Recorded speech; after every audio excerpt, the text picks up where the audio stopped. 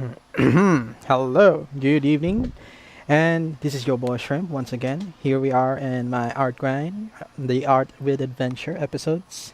So, welcome again to this series that I'm doing right now, and we are almost done with this art piece that I'm doing.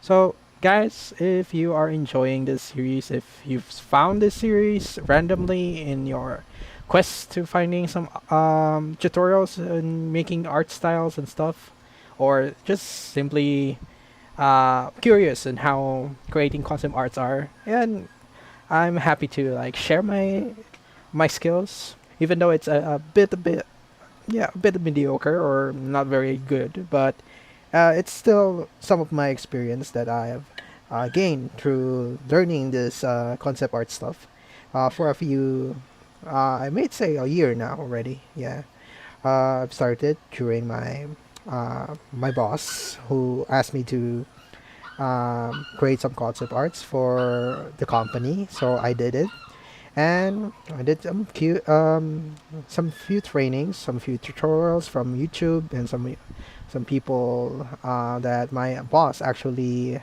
some tutorials that he bought from some people, and it's actually a very fun thing to do, and I enjoyed making some concept arts and just painting with this design, this idea. It got me really excited of just applying it to some of my fan arts, and so this is me right now, just improving my skills and recording it for people like you who just wanted to know more about how to do concept arts, and for me also who just wants to see my progress. So yeah. So once again, this is a dual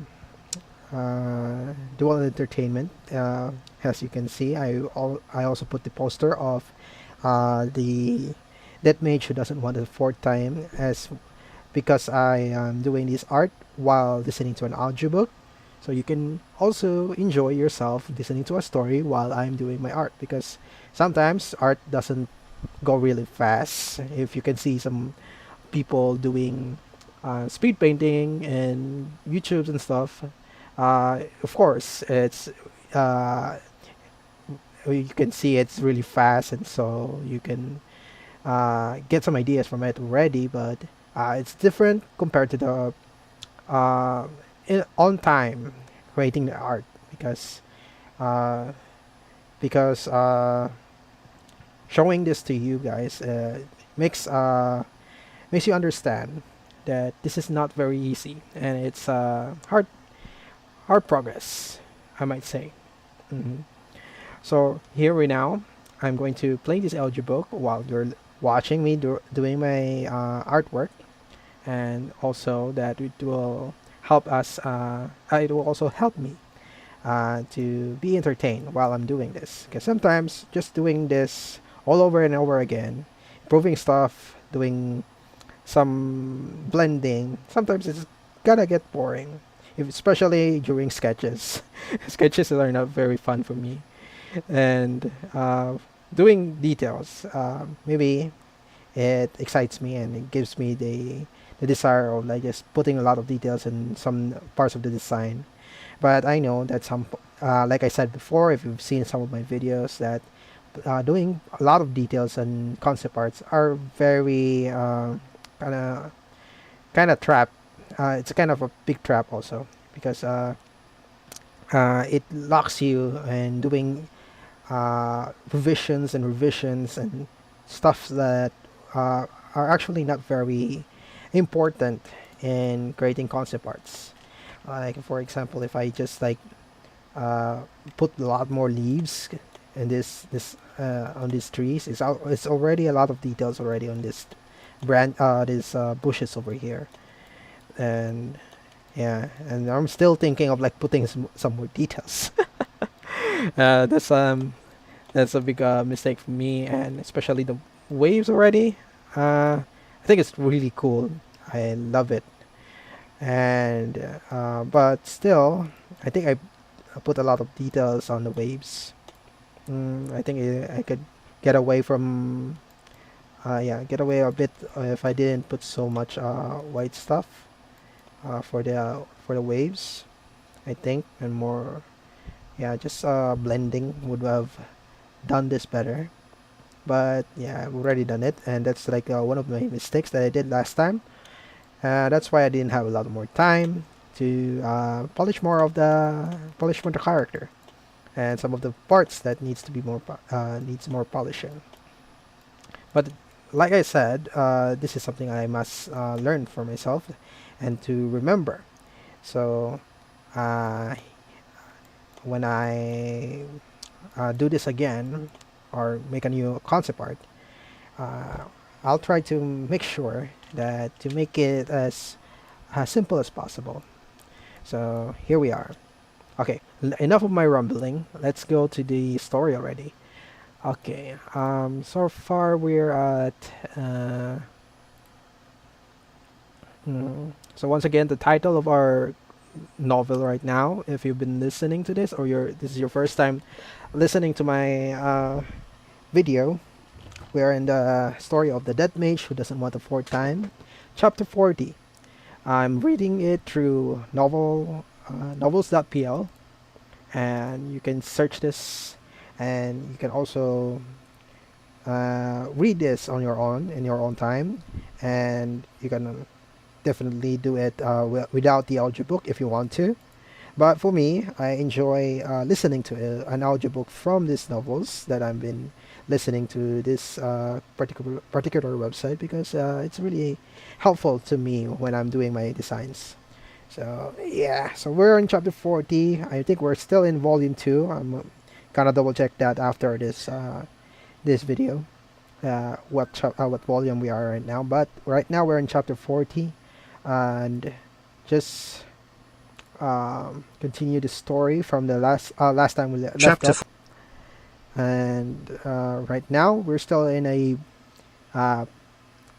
building kind of process. What am I saying? Uh, Kind of building up of the country, or the ex country before of the Titans, is building up his tiny kingdom right now in that place, and he will definitely gain some more wonderful experience and wonderful opportunity to improve himself, and we will know more about Vandal's story, and I hope that you will enjoy the story. If you like the story and want to know more about it, just go to the website and read continually if you want to. But if you uh, enjoy my art also at the same time and you don't want to be spoiled, just continue listening to this. And of course, leave a like if uh, you're interested in my design and also audiobook reading at the same time. Okay, so yeah, I've been rumbling a bit, so let's just get this over it. Okay, guys, I will talk to you again later after my concept art. I finish my concept art here right now. Hopefully, I can do it today, and put my signature, post it to my social media accounts, and you can see it there. Okay, guys, I'll see you later.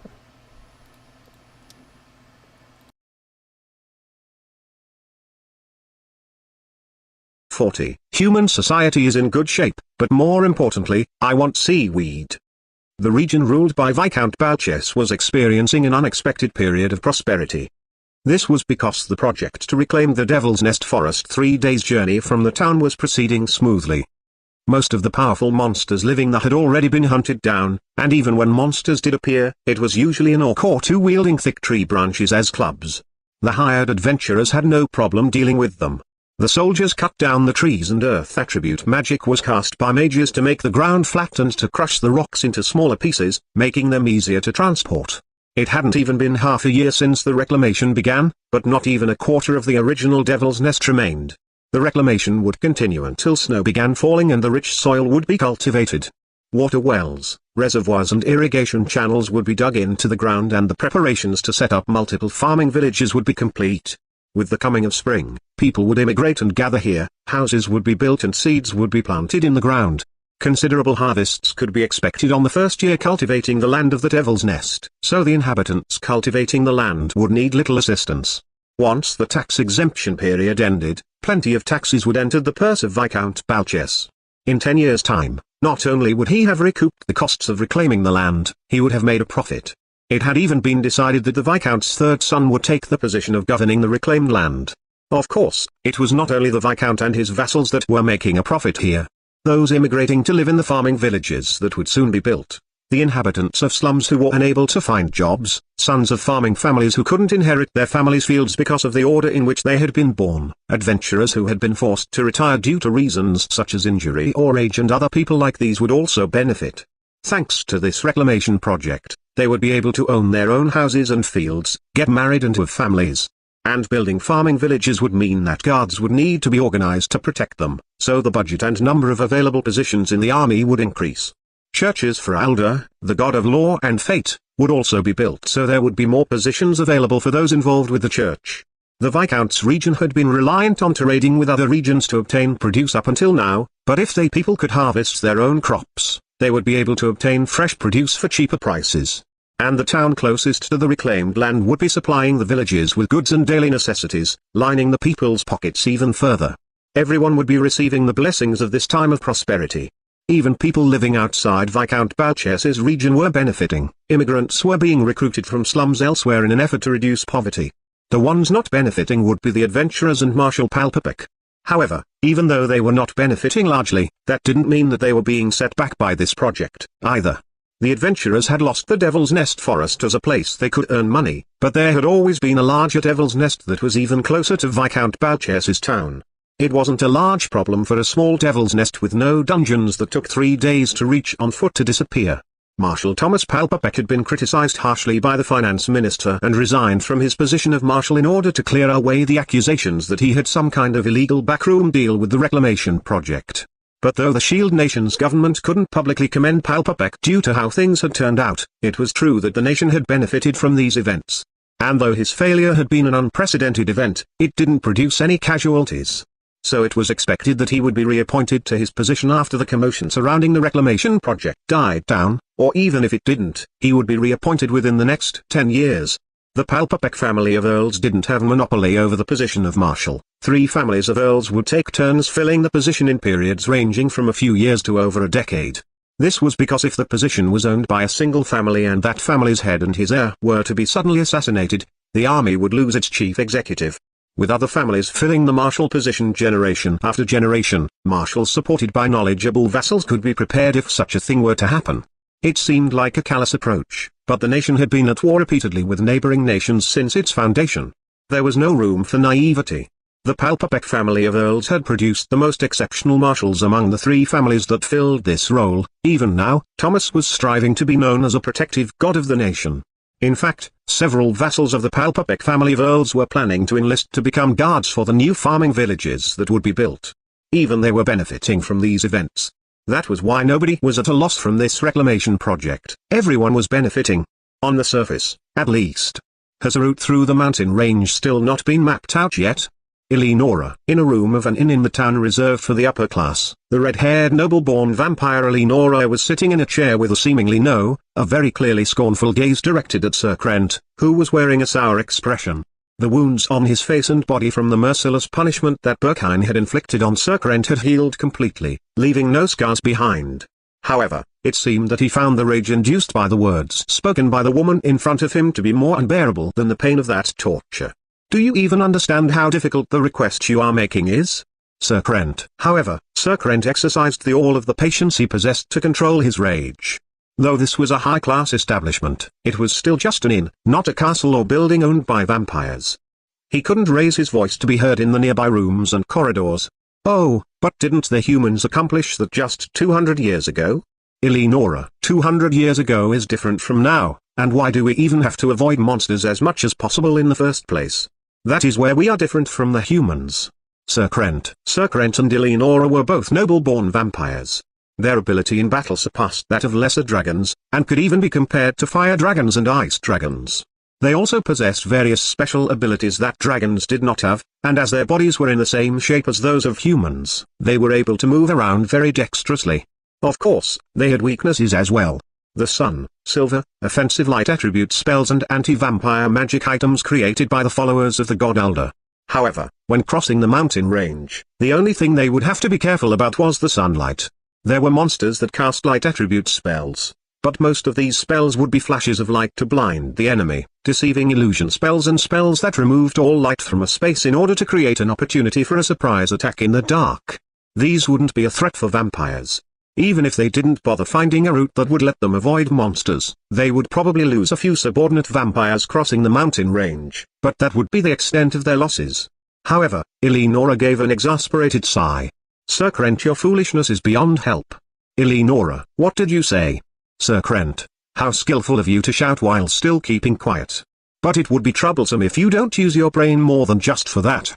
Eleonora treated Sir Krent with none of the ladylike behavior that she had displayed in front of Berkine. This was her true self.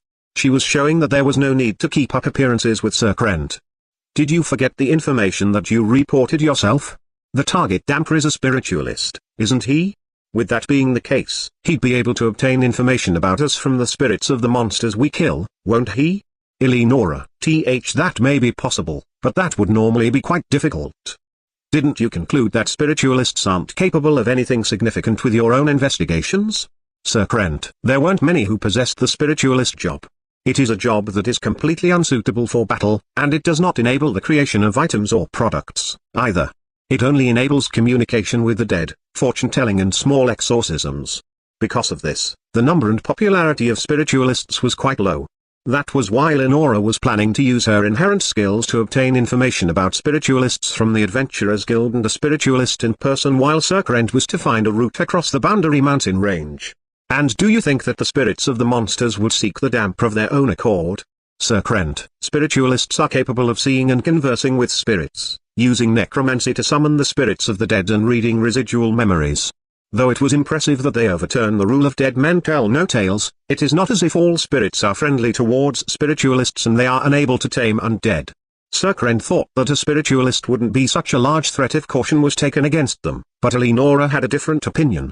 And what will we do if he is capable of something significant? The information I gathered only applies to normal spiritualists.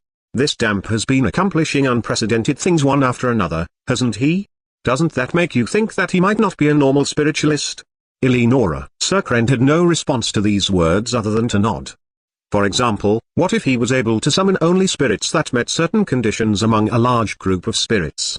If the damp was able to summon spirits holding malice against those who meant to do him harm, the boundary mountain range was not only a sturdy wall but a garrison of faithful guards for him. Eleonora did think that such a thing would be impossible, but this damp had already done plenty of things that were considered impossible, and as a result, the man before her eyes was on the edge of a dangerous cliff. If she underestimated the damper, she would be joining him on the edge of that cliff. So make sure you plan our route properly. To think that you wouldn't understand these things if I didn't explain them to you. If you don't understand things, can you at least have the obedience to listen to what I say despite not understanding? Eleonora, being reprimanded in a way even worse than simply being told outright that he was incompetent, Sir Krent ground his fangs together. But for the vampires who followed the teachings of the evil god of joyful life, this kind of conversation was extremely commonplace. Their personal relationships with each other generally only amounted to whether the others were superior or inferior to themselves. They used words like equals, companions, brethren and siblings, but they only judged and thought of others as above or below them. It was simple when the hierarchical difference was clearly established, like the difference between a pure-breed and a noble-born or the difference between a noble-born and a subordinate. However, things got very bloody very quickly between pure-breed vampires or noble-born vampires. With others in better positions than them, they would take any opportunity they could to bring the others down and raise themselves above. With others below them, they would emphasize their superiority and make the others obey, trampling them underfoot to make sure they didn't get any funny ideas. And when those hierarchical differences of who was superior and who was inferior had not yet been decided, they fought in various ways to establish those differences. And though Eleonora was a genius, only several years had passed since she had become a vampire, while Sir Krent had spent a considerably long time as a vampire. Though Eleonora was a little stronger than him, the difference between them wasn't a large one. However, Sir Krent had been criticized harshly for his failure by Berkine, and almost all of the important figures in the community had seen him in an extremely pitiful state. He had received no protection or support from Gabumon, his parent. There were orders that he was to be killed if he failed again. That was why he was in a vastly inferior position to Eleonora. As long as he was in an inferior position, Eleonora would have to keep kicking him down. If she didn't, then that would mean that she wasn't superior to this fallen man. In short, she would be viewed as inferior to him. Alright. I'll make the subordinates work faster. Sir Krent, if it seems that it will take some time, perhaps you should ask Elder Gabumon for any suggestions. He was involved with the events of 200 years ago, wasn't he? He might know something that would be helpful here. Eleonora, I'll take that into consideration.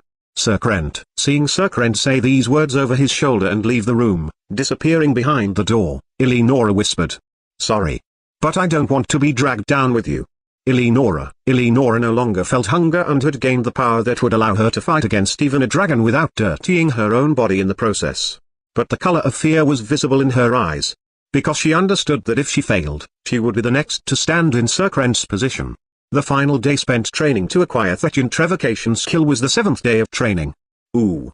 I have finally acquired Thetiant Revocation skill. This is yet another warm gift of generosity from the Holy Sun.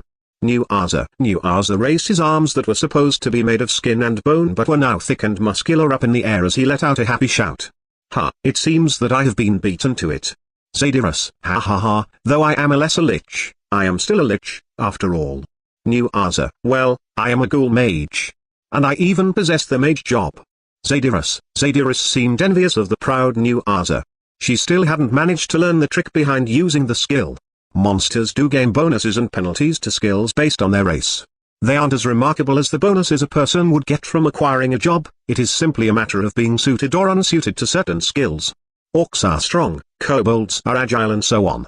So the fact that New Arza had acquired Thetiant Revocation skill before Zadyrus meant that he possessed more aptitude for Thetiant Revocation skill than her, or that he possessed more relevant knowledge. Incidentally, it is a fact that talent in this world allows those who possess it to level up more easily, increase their ranks quickly and learn and develop skills more quickly than normal. However, that doesn't mean that hard work isn't important. Both people and monsters level up through training and diligent study, and can increase their rank by meeting certain conditions. They can even learn skills through hard work.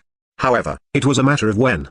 Even if someone with genius talent in wielding a sword were to acquire a level 5 skill in swordsmanship within a year, a normal person might be able to reach the same level with years or decades of dedicated training. Even a particularly unintelligent, weak goblin would be able to become a goblin king. Though that would require it to put in tireless effort for almost its entire lifespan, it is possible. When an adventurer with a superhuman talent studies diligently and gains experience with various things, he becomes an A-class adventurer capable of defeating dragons and fully clearing high-difficulty dungeons. An adventurer with meager talent may only end up as a D-class adventurer even with the same amount of hard work and experience. However, if he puts in 10 times or even 100 times the work of the adventurer with superhuman talent, his hard work and tenacity may be rewarded with the achievement of becoming an A-class adventurer. In the majority of cases, the hard work is interrupted before it can be rewarded. There are few who can obstinately strive for the top while sacrificing everything else in their lives to do so. There are plenty who give up and turn their attention towards other endeavors. In the case of adventurers and monsters, many die or are forced to retire due to serious injury before their hard work produces any results. The law of survival of the fittest applies to everyone. I did like the type of protagonists who overcome genius with hard work when I was on Earth, though. As Vandali absent-mindedly made acorn powder while supplying everyone with mana, he realized that to everyone else, he must seem like a genius rather than an ordinary person. Having a vast amount of mana was a great talent in and of itself. He had been an ordinary person on Earth and his talent had never been rewarded in origin, so he didn't really get the feeling that this was the case, however. Now then, I think that if you use a Cont Revocation to cast spells the skill will level up, so please return to your normal training. Vandali, Mew, now that it has come to this, I feel a little reluctant. New Arza, foo, you can go to the dungeons and devil's nests any time now. Zadyrus, New Arza seemed disappointed, while Zadyrus gave an ill-mannered laugh. It seemed that Vandali's mana made those under the influence of his teeth attribute charm feel a very pleasant sensation. Well, since my 1-week break is over today, I'm thinking of going into a dungeon tomorrow. Vandali, what? Zadyrus was surprised, and New Arza was the one to give an ill-mannered laugh this time.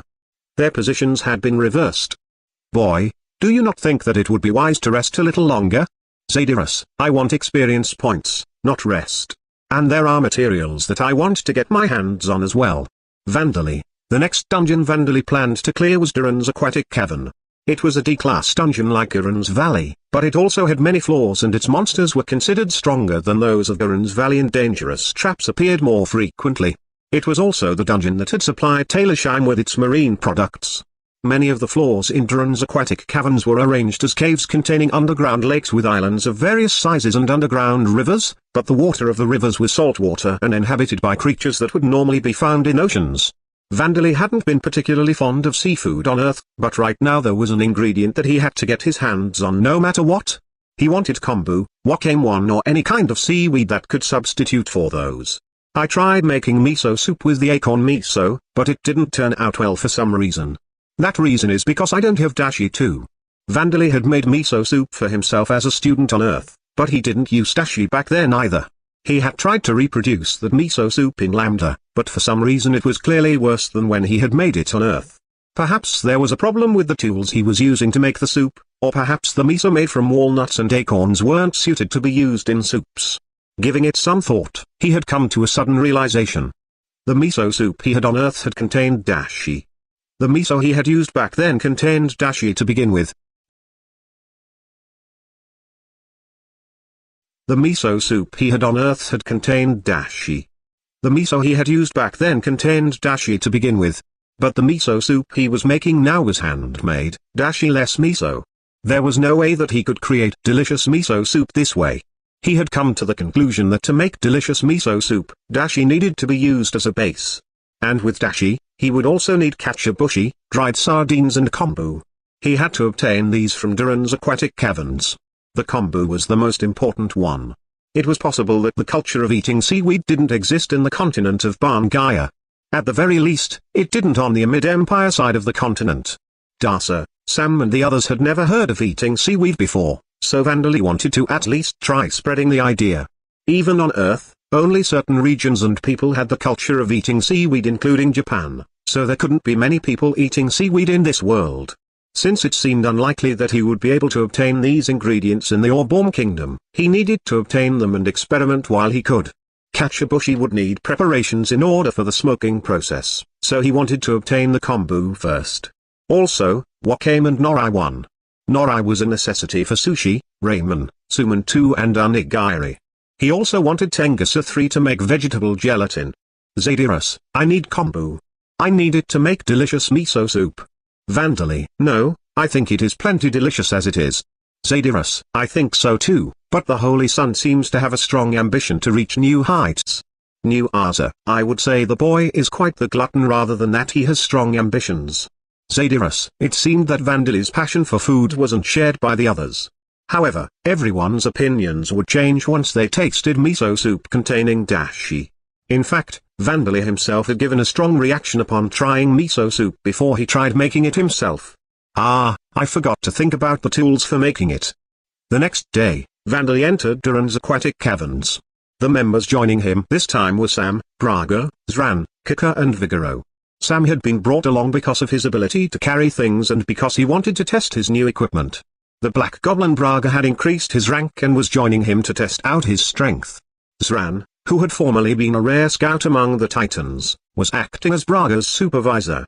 Kika had been brought along as a frontline fighter.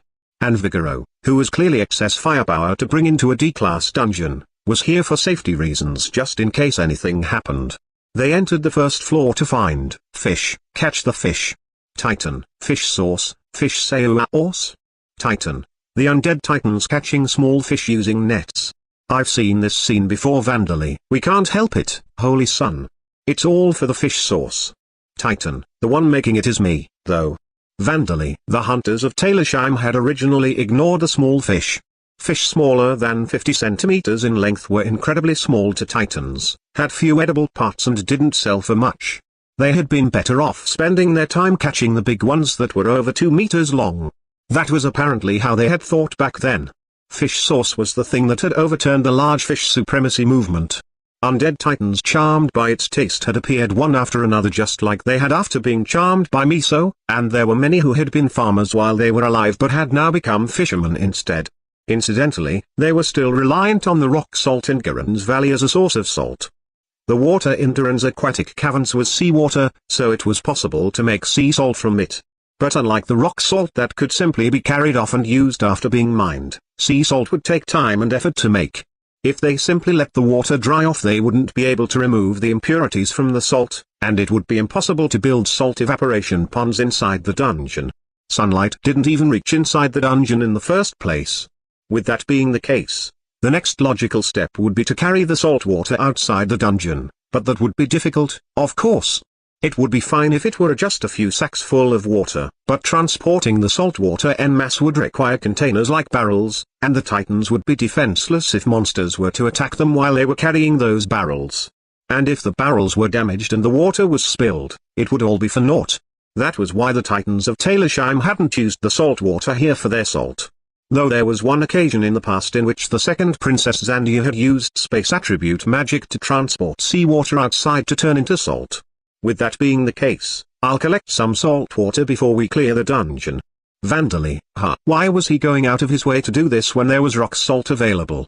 As this question passed through the minds of everyone here, Vandally nimbly rolled the barrels that were loaded in Sam's carriage. Get up, get in. Vandally, turning the pure salt water running down next to the path into aquagolems, he ordered them to enter the barrels. It was difficult to maintain the shape of golems made of liquid, but it was possible to have them enter these nearby barrels that were lying on their sides. Now he just needed to carry them, but, get up. Vandally, with a loud rumble, the wall of the corridor began to move and became rock golems that picked up the barrels. Now then, please head to Taylorsheim. Vandally, and then they lumbered off. Golem transmutation was a truly convenient skill. Vandally, what are you going to do with the salt water? Vigoro, rock salt has a different taste from sea salt. Vandally, really? Vigoro gave Vandally a puzzled look, but Vandally assured him that he would notice the difference if he tried both. He was going through this effort to turn the salt water of a dungeon into salt not only because its taste would be different, but also because since salt was such an important seasoning, he thought that it would be better to have multiple ways to acquire it. At any rate, there were many undead titans addicted to miso and fish sauce. It was important to have a steady supply of the salt needed to make them. However, he did wish that he could get his hands on soya beans or some kind of sweet flavoring. I wonder if there's any sugarcane growing somewhere. Vandally, well, he couldn't expect to acquire it from this dungeon. Name, Braga rank, 3 race, Black Goblin Scout level, 7 passive skills, Dark Vision status effect resistance, level 2 enhanced agility, level 3 intuition, level 1 detect presence, level 2, active skills, short sword technique, level 2 throwing, level 1 silent steps, level 2 trap, level 1 dismantling, level 1 unlocking, level 1.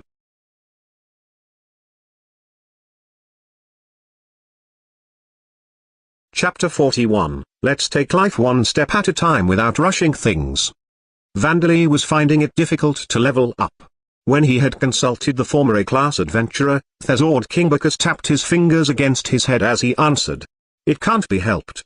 The Death attribute Mage job is probably a specialized job. The dungeon you went to is Duran's Valley and those guys are the ones you brought with you.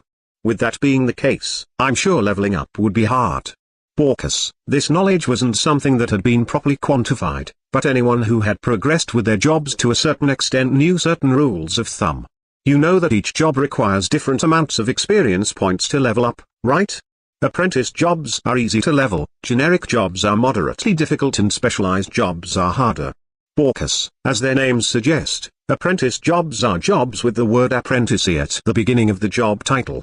Basdia and Zadiris had reached level 100 for these jobs in a matter of days. They are very easy to level up. Generic jobs are jobs such as warrior and mage that give bonuses to a wide variety of skills. And finally, specialized jobs are jobs like swordsman, specialized for swordsmanship, or fire attribute mage and water attribute mage that are specialized for specific attributes. Since your job is a newly discovered one, I don't know the details about it either. But judging from the name, I can tell that it's a job specialized for death attribute magic. Still, it does seem that it provides bonuses to more skills than jobs like light attribute mage and fire attribute mage.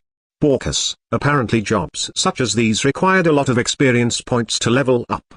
Adventurers and even normal people only take specialized jobs when they are aiming to become first class in that field. With a job like that, there's no way you can become stronger faster than a complete novice. Borkus, apparently, This is how it was. Incidentally, the reason ghouls have a rank like monsters while Vandali didn't as a damper despite both being races created by the goddess Vida is because of the different origins of the two races. Races like ghouls that possess the blood of both a monster and a goddess such as vampires, lamias, silas and centaurs have ranks like monsters while also being able to gain jobs like humans. However, Vandali was a damp born between a vampire and a dark elf, so only a quarter of his blood originated from a monster. Because of this, he possessed a stronger constitution than humans while not having a rank. Borkus and the other titans who had become undead originated from the union between the goddess and the colossus god Zerno, so they hadn't possessed ranks while alive, either. Having decided not to be worried about his level increasing more slowly than those around him after consulting with Borkus, Vandali proceeded through Durin's aquatic caverns. The majority of the monsters appearing here were aquatic species. Past the 5th floor, fish people who possessed pale limbs protruding from the bodies of fish called sawigin, the flying sharks that had been present in Talersheim's waterways, big cancers that possessed pincers large enough to cut a human in half and enormous octopuses called killer octopuses would appear. Sawigin were rank 2 demi-human type monsters that were called the goblins of the sea, armed mainly with spears, but they were small fry. This isn't edible, is it? Vandali, I suppose they aren't, though they might taste good if you haven't had any food or water for 3 days. Zran, it seemed that even their materials were goblin-like. They had fought flying sharks at the waterways of Talersheim many times, so nobody had any trouble dealing with them. Quick slash. Braga. As Braga dodged the jaws of a flying shark, he used a short sword technique martial skill, cutting deeply into the flying shark's neck. Braga had been born with a body built for agility, but it was training that had elevated that agility even higher. Braga had learned the techniques of a scout with Zran as his instructor and gained the short sword technique skill that relied on his speed more than his strength. His agility already matched that of a wild animal. As rank 2 monsters, the black goblins were the weakest among the newer races created by Vandali, so even the weakest of the monsters in Garen's Valley that they used for training were at least the same rank. By fighting the monsters in there, they were able to gain large amounts of experience points. As a result, his rank had increased and now he was a black goblin scout, only half a year after his birth. I've raised quite the fearsome monster, if I do say so myself. Zran, I suppose so, the flying shark's head has been half severed. Vandali, no, that's not what I mean. Zran had a shrewd expression, brown brows furrowed and his mouth turned upwards into a smile. He's a monster scout. He's a monster with stronger physical abilities than a human while possessing human-level skills. There are a lot of magical beasts that have special abilities that allow them to conceal their presence and catch their enemies by surprise. But that doesn't mean they're smart. They're just acting on instinct. But Braga would be able to do things like concealing his presence to tail a group of adventurers and assassinate the healer first, or infiltrating villages and towns to kidnap women and children. Zran, I see. You mean that Braga has a high potential to become a covert operative in the future? Vandali, that was indeed a fierce prospect. The noble orc Gogan that Vandali had fought a difficult battle against had trained his skills to high levels.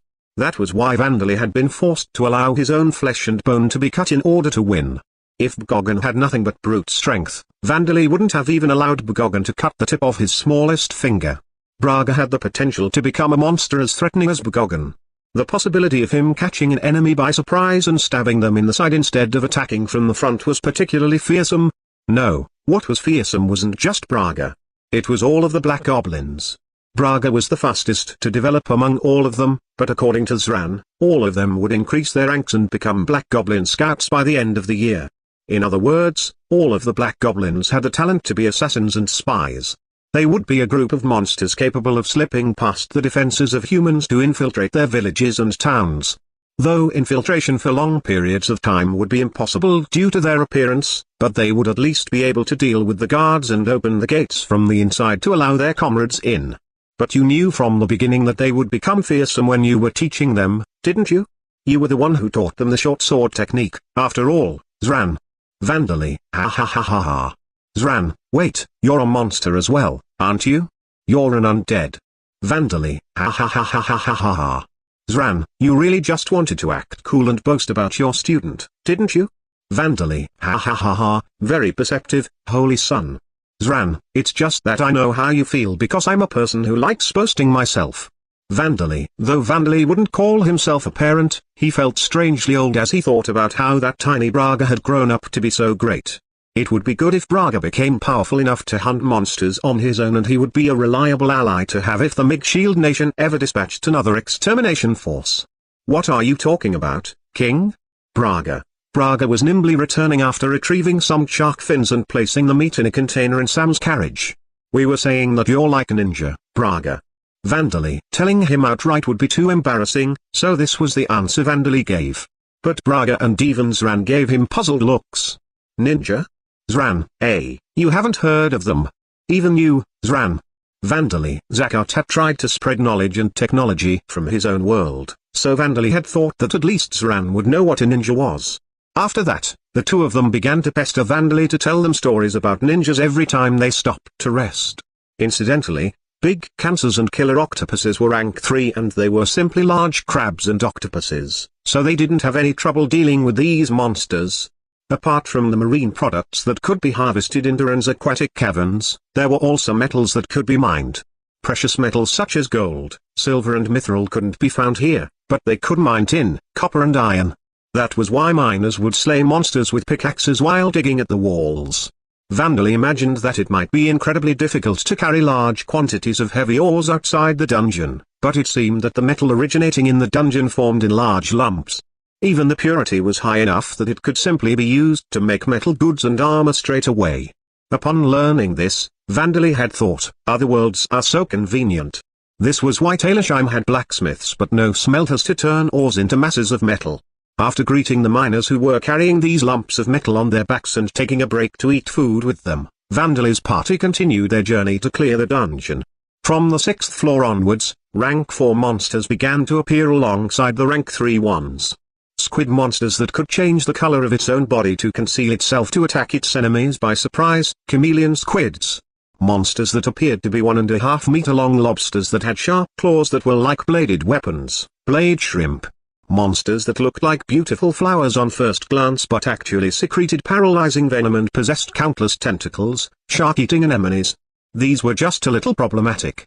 Braga's intuition and detection skills as well as Vandalya's danger sense, Death let them immediately know where monsters were hiding. And though it wasn't like Aaron's Valley, they had more than enough strength to get through. Quick slash. Zran, with incredible force and enough speed to cut the air itself, Zran sliced the blade shrimp clean in two. He was just like a berserker as he ended its life with his short sword. Whip axe. Vigoro. Writhing tentacles were severed by the axe swung by Vigoro's arm that was even more flexible than them. And then the shark-eating anemone's main body was sliced through as well. It seemed as if Vigoro's desire for battle had increased since he had become a ghoul berserker. Was it just in Vandal's imagination? Botchan, might it not be wise to stop those two? If I am not mistaken, they are supposed to be supervising you. Sam, Zran as well as Vigoro in particular had high ranks. Defeating monsters that weren't bosses in a D-class dungeon wouldn't gain them any reasonable amount of experience points.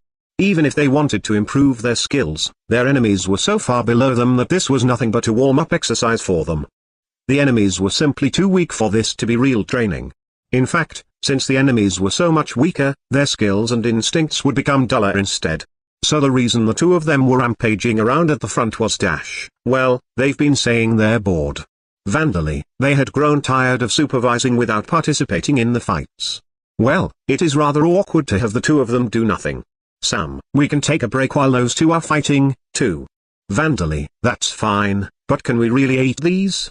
Kuka looked at the killer octopus legs, blade shrimp and sashimi made of fish and shellfish with a displeasured look on her face. Of course.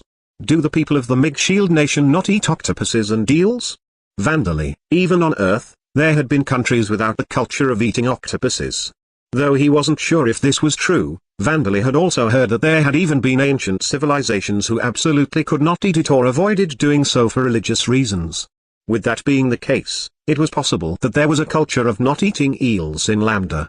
No, there's no eels because there's no ocean, and octopuses are just dried meat. Apparently Vandally was wrong. The fact that octopuses were used as dried meat meant that they could be eaten normally. So why was Kuka hesitating? Did she simply dislike seafood? Then do you at least eat fish? Vandally, that's not the problem. It's raw. Kuka, that's what it is. Vandally, it seemed Kuka's apprehension was due to the fact that they would be eating marine products raw. In Western countries on Earth there had been dishes like carpaccio where fish and meat would be eaten raw, so Vandally had thought that it wouldn't be a problem. Did carpaccio not exist in Lambda? Or had Bellwood told everyone that eating fish raw was dangerous so that Zagat couldn't spread the culture of eating sushi and sashimi? It's alright. Look. Vandally, while Kuka was still apprehensive, Braga was enjoying the sashimi. Delicious. Delicious. Braga, they ate eels, squid, shellfish and fish with fish sauce and wasabi. Normally soy sauce would be better than fish sauce, but soy sauce created from walnut miso and acorn miso had a questionable flavor, so they had only brought fish sauce with them. Were the walnuts or acorns bad to use, or was there a problem with the fungus used for the fermentation process? Either way, Vandally really wanted soybeans. It's delicious. Kuka, have some too. Braga, the combination of this tender texture with the sharp spice of the wasabi is indeed marvelous. Sam. Braga encouraged Kuka with joy on his face while Sam did the same with a report on the food. You might say that, but humans can't eat fish raw. Kuka, you're a ghoul now. Braga, that's right. But even ghouls can't eat raw fish, can they? Kuka, monsters like goblins and kobolds generally don't cook their food. They feast on meat and anything else raw. Other than we humans might roast meat on a fire at most. But the ghouls had been using primitive techniques such as using skewers to roast meat and baking it in leaves since before Vandally arrived. Like titans, they were a race of people created by Veda. But it's alright. It's extremely fresh and I've even used sterilization, bug killer and disinfect, so there's nothing harmful left in it. Vandally, even if fungi and parasites had been present, they were all exterminated now, and Vandally had even used the death attribute spell disinfect to remove any poison. With this much treatment done, even poisonous mushrooms would become edible. If you've gone that far. It's delicious. Kuka's eyes opened wide in surprise, and then she began greedily munching on the sashimi like Braga. Seeing how happy she was, Vandally also felt happy.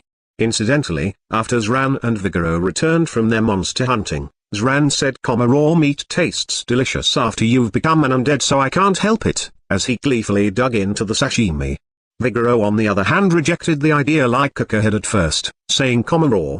We'll get stomachache his exclamation mark, but then he began to eat after being reassured that it was safe to do so. The mid-boss that appeared on the 10th floor was a rank 4 Sawigin Berserker with rank 3 Sawigin Pirates as subordinates. Since they didn't yield any valuable materials, they served as training partners for Vandally to improve his unarmed fighting skill. From the 11th floor onwards of Duran's aquatic caverns, rank 4 monsters began to appear, leading groups of rank 3 monsters. The frequency of traps also became higher. There were pitfalls with poison spikes at the bottom, spears hidden amongst the stalactites in the ceilings and axes that came flying at them from the walls. King, there's a trap here. Braga, that's right. Can you disarm it? Vandally, I'll give it a try. Braga, poisonous gas was released with a hissing sound, so Vandally neutralized the poison with disinfect. Sorry, I failed. Braga, it's fine. Do your best next time. Vandally, why is it that the Holy Sun who is at the back is the first to know where the traps are? Zran, depending on the types of traps could be more dangerous than monsters. However, Vandally could detect traps that would kill with his constantly active danger sense, death. This allowed him to detect traps faster than Braga, who was actually searching for them. In addition, many of the traps in Duran's aquatic caverns were poisonous, so he could deal with them immediately with disinfect. With the Holy Sun here, aren't scouts unnecessary? Zran, don't sulk like that. Aren't materials and training the reasons we came here? Vandally, that was why Vandally didn't say or do anything even after detecting traps, leaving Braga to search for them. And I can't detect traps that aren't deadly. For example, a trap that spits out oil that's hard to remove. Vandally, that would be more of a prank than a trap. Sam, he would probably be unable to detect a trap where a blackboard duster would come falling from overhead. But wouldn't it be fine to not detect those? They won't kill you, after all. Zran, well, that's true. Vandally, in a dungeon, half of the traps were designed to kill their victims. The other half would either immobilize or apply a status effect, making it easier for monsters to kill the intruders, so Vandally could detect most of them. But you know, it's not like I'll be around every time. Vandally, I suppose you're right. Zran, and so they continued and set up camp. The next day, they finally arrived at the lowest floor. There were apparently only 10 floors 200 years ago, but like Iran's valley, the number of floors had increased after being abandoned. There were now 18 floors to journey through. Vandali was able to obtain the seaweeds and skipjack tuna that he had come here for on the 15th floor, so this was a happy surprise for him.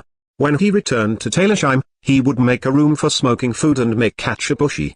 If that was too difficult, it might still be good to use the fish after drying it like it had been in the Warring States period. By the way, does this turtle spit fear or anything? Vandali, it doesn't. Vigoro and Zran, as Vandali asked this question with no signs of nervousness, Vigoro and Zran almost shouted in response. The boss of Duran's aquatic caverns that was waiting for them was a rank 5 crusher turtle accompanied by 6 rank 4 bullet turtles. Bullet turtles were turtles with 1-meter-long shells at first glance, but they were problematic monsters that could withdraw their limbs into their shells and use wind attribute magic to spin through the air at high speeds in order to perform ramming attacks. Their shells were harder than iron, their ramming attacks would be dangerous even for heavy warriors. The crusher turtle was 5 times larger than a bullet turtle, but its ramming attack wouldn't be only 5 times as powerful. There were apparently numerous incidents in history where stone walls of towns were destroyed by the ramming attacks of giant turtles such as these, and it had a powerful defense as well. They were monsters that were difficult to defeat among rank 4 and rank 5 monsters. In fact, not only Braga and Kuka, but even Zran and Vigoro were having a hard time dealing with them. New. It's fast. Vigoro, and they're coordinated, too. Zran, with their heads withdrawn into their shells and spinning at high speeds, the turtles had begun to move in a coordinated fashion. As Vigoro made an attempt to reduce their number by 1 first, others attacked from the side and above him to interfere.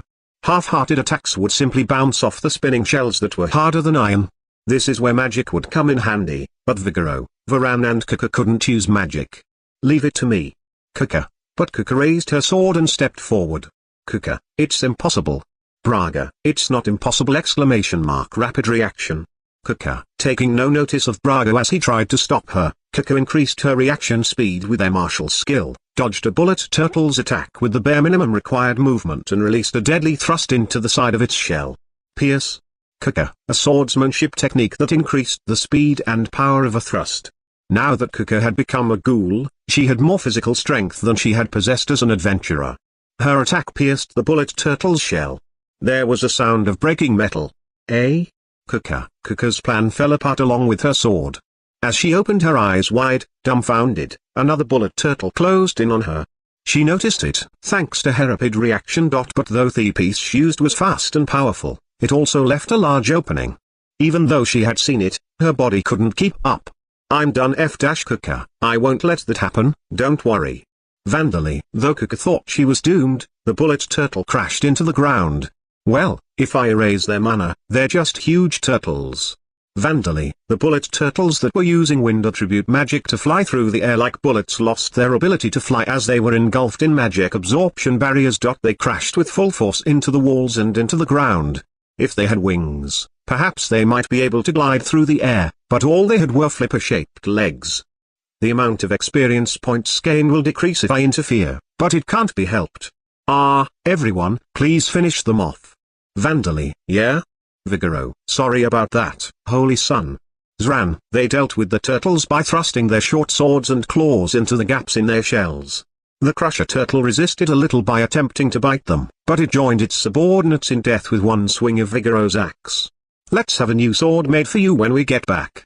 If there's anything nice in the treasure room, you can simply take it. What's wrong? Vandali, Kuka, who was sitting down with the broken sword still in her hand, had tears in her eyes. Should Vandali have helped her quicker? Had he spent too long waiting to see what would happen? As he panicked, her tears began to fall from. I'm sorry Kuka. Why was she apologizing to him? Vandali wanted to ask her this question, but decided to console her instead for now. I felt my limits even before being captured by the orcs and then I became a ghoul. But even so Kuka, I see, so you were impatient. Vandali, Kuka was a fast learner. She had grown strong rapidly after becoming an adventurer, catching up to her seniors, and then she had hit a wall. It wasn't a hard iron wall, but a soft one made of mud. It gradually became harder to level up, and no matter what kind of training and battles she went through, her skills were improving at a snail's pace. She couldn't even imagine when her skills might level up. I don't need to worry about it, the growth period for my strength has just passed. I just have to become stronger one step at a time from now on.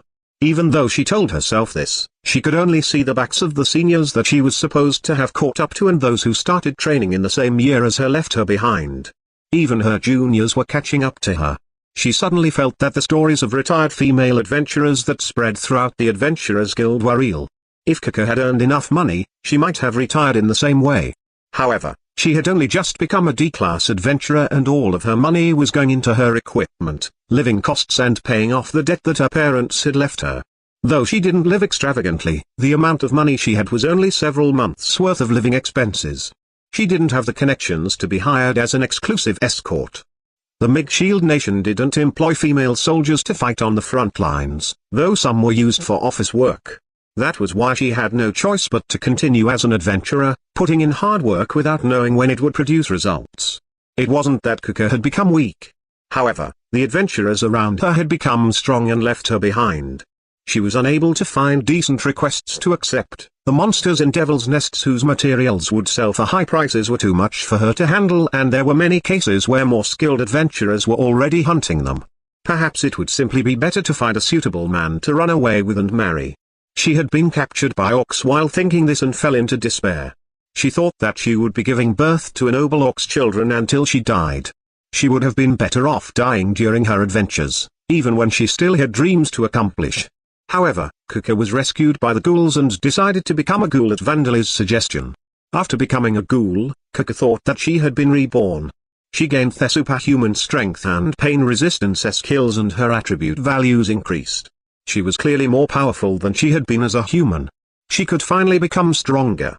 She would regain her pride and her dreams. That was what she thought. But because everyone else was becoming stronger faster than you grew even more impatient. Vandally, that was why she had grown impatient and done something like that, believing in herself. Kaka, these were Kaka's circumstances. Hearing this, Vigoro and Zran thought that this was where Vandally would scold her. After that, Vigoro and the others went to retrieve the items in the treasure room. And all of them began the journey back to Talersheim. Kaka and Vandally were sitting together on top of a golem that Vandally had created. This was because Sam's carriage was full with the harvested materials. Braga looked jealously up at them. Vigoro didn't understand the circumstances of humans, but he knew how it felt to be frustrated with one's own lack of progress. However, allowing that to cause reckless behavior was not good. His death would cause the village to lose strength. That was why Vandally had to scold her, even if he understood how she felt. He had to scold her and teach her so that she wouldn't become impatient again. That was his job as a leader of the village. I understand how you feel. I really do. Vandally. But Vandaly's words faltered. Vandally? Vigoro called his name out, wondering why he wasn't continuing, but the words that came from Vandaly's mouth weren't scolding or reprimands. I've thoroughly experienced that. Vandally, it was sympathy. Vandally knew all too well why Kaka had felt impatient. No matter how hard he had worked on Earth, his grades were just a little above average. He had always been scolded at his part-time job and he had been unable to make any friends. When he had finally participated in the school trip with the money he had saved, everyone else was having the time of their lives and he had to mask his feelings of being alienated by trying to enjoy the view. His own worth shouldn't change, but as others rose above him, he had felt that his own worth was decreasing relative to them. I still feel impatient. Among my mother's enemies, Gordon is an old man, but judging from the sound of his voice, Heinz was still young. He'll have grown stronger by now, but meanwhile, this is how I am. Vandally, Heinz had been B-class back then. It had been 3 years, so he might have become A-class by now. Even while Vandally was doing this, Heinz was undoubtedly becoming even stronger. And Amamiya Hiroto and the others who would be reincarnated here were likely undergoing high-level training and fighting in Origin right now. They wouldn't have the experience gained in previous life not carry over curse, so they would be able to make use of that training fully once they reincarnated in Lambda. Vandally didn't know whether they were serving as soldiers or agents in Origin, so he could only make vague guesses as to what kinds of things they would experience, but there was a high chance that they would possess first-class skills even without their cheat-like abilities. So how can you stay so calm? Kaka, I intend on using any method available to me. And no matter how strong they become, they won't be immortal. Vandally, he would kill them, even if he had to use poison, spread diseases or catch them by surprise. He would have no qualms about making thousands of undead and golems to crush them to death with the strength of numbers. He wouldn't care if he was called a coward. In the end, he just needed to be the one to stand victorious. As for those who would reincarnate here, well, if they insisted on killing Vandally no matter what, then he had no choice but to deal with them in the same way.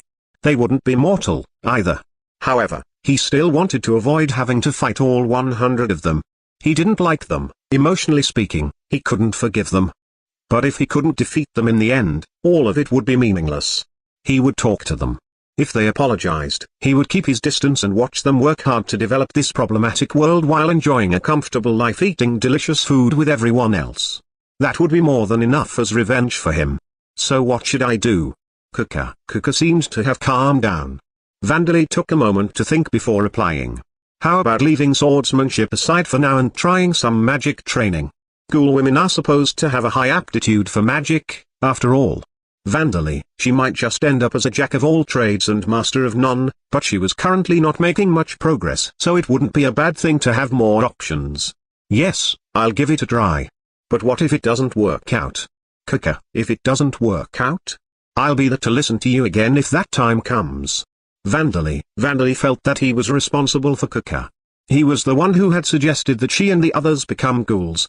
He had known that their previous lives would come to an end and this would be a step down a one-way road that they would never be able to turn back on. That was why he thought that taking care of them was the obvious thing to do as a person, if he wanted to be considered a person. Wanting to help others in need was how a person should act, wasn't it? He got the feeling that everyone said that the character for person was one person supporting another. I see. You'll be there to listen. Kuka, if magic doesn't work out either, there are other options like becoming a specialist in making fish sauce and acorn miso. Vandally, try again. Kuka, then how about becoming a maid with Saria and Rita? Vandally, a maid, well, let's go with that for now. Kuka, why did she add comma for now? Could it be that she wanted to be a maid in the past? Was her childhood dream to become a maid leader? I found my motivation. I don't know how far I can go, but I'll do my best with magic as soon as we get back. Kuka, leaving that aside, it was a relief to see that she had recovered. Bazdia's arrival now. Vigoro, this is good, isn't it? Heroes are supposed to be popular with the women. Zran, I want to be popular too, like Berg. Braga, had Vandally raised some kind of flag? Vandally didn't care, since he was looking forward to making miso soup with kombu and dashi.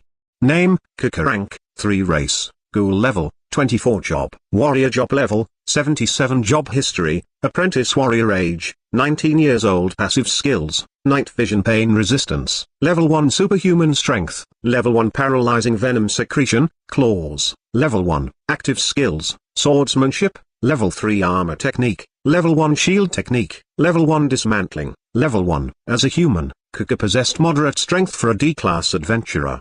But she had the flaw of having no skills other than swordsmanship, and hitting a wall in her growth made her feel even worse about not making progress.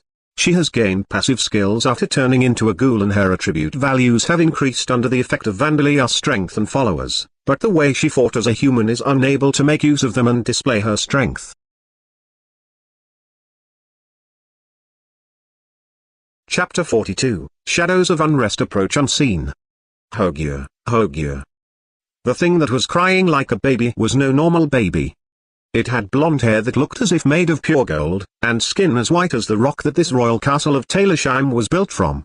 It had pink, triangular ears and there was a short tail growing from its bottom. Incidentally, pig beast people apparently didn't exist in Lambda. Before we knew it, the live dead had turned to ashes and this child was crying. Bazdia, I see. Vandally came to check on the live dead after returning from Duran's aquatic caverns to be greeted by Bazdia holding a baby in her arms. It seemed that while Vandally was in Duran's aquatic caverns, the fetus had developed sufficiently and the live dead had run out of mana. Well, I don't really care about the live dead. I was planning to bury it after it served its purpose anyway. Vandally turned the ashes into a golem to gather them up. The live dead had simply been a creature with a beating heart but no soul. It had existed only to nurture its reborn self in its uterus. So this child was born safely, but I've been troubled because it won't stop crying. Bazdia, Hogyur. Baby, can I see the baby for a bit? Vandali, of course. Bastia. Vandali took her in his arms. She stopped crying and stared at Vandali. Vandali observed her as she gazed at him. It does resemble her. Vandali, its face resembled that of the lived dead and its spirit, and it had a human's nose. And it was definitely a girl.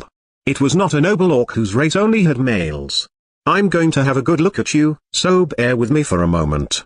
Vandali, baby, using spirit form transformation to turn a part of his body into spirit form, Vandali examined the inside of her body.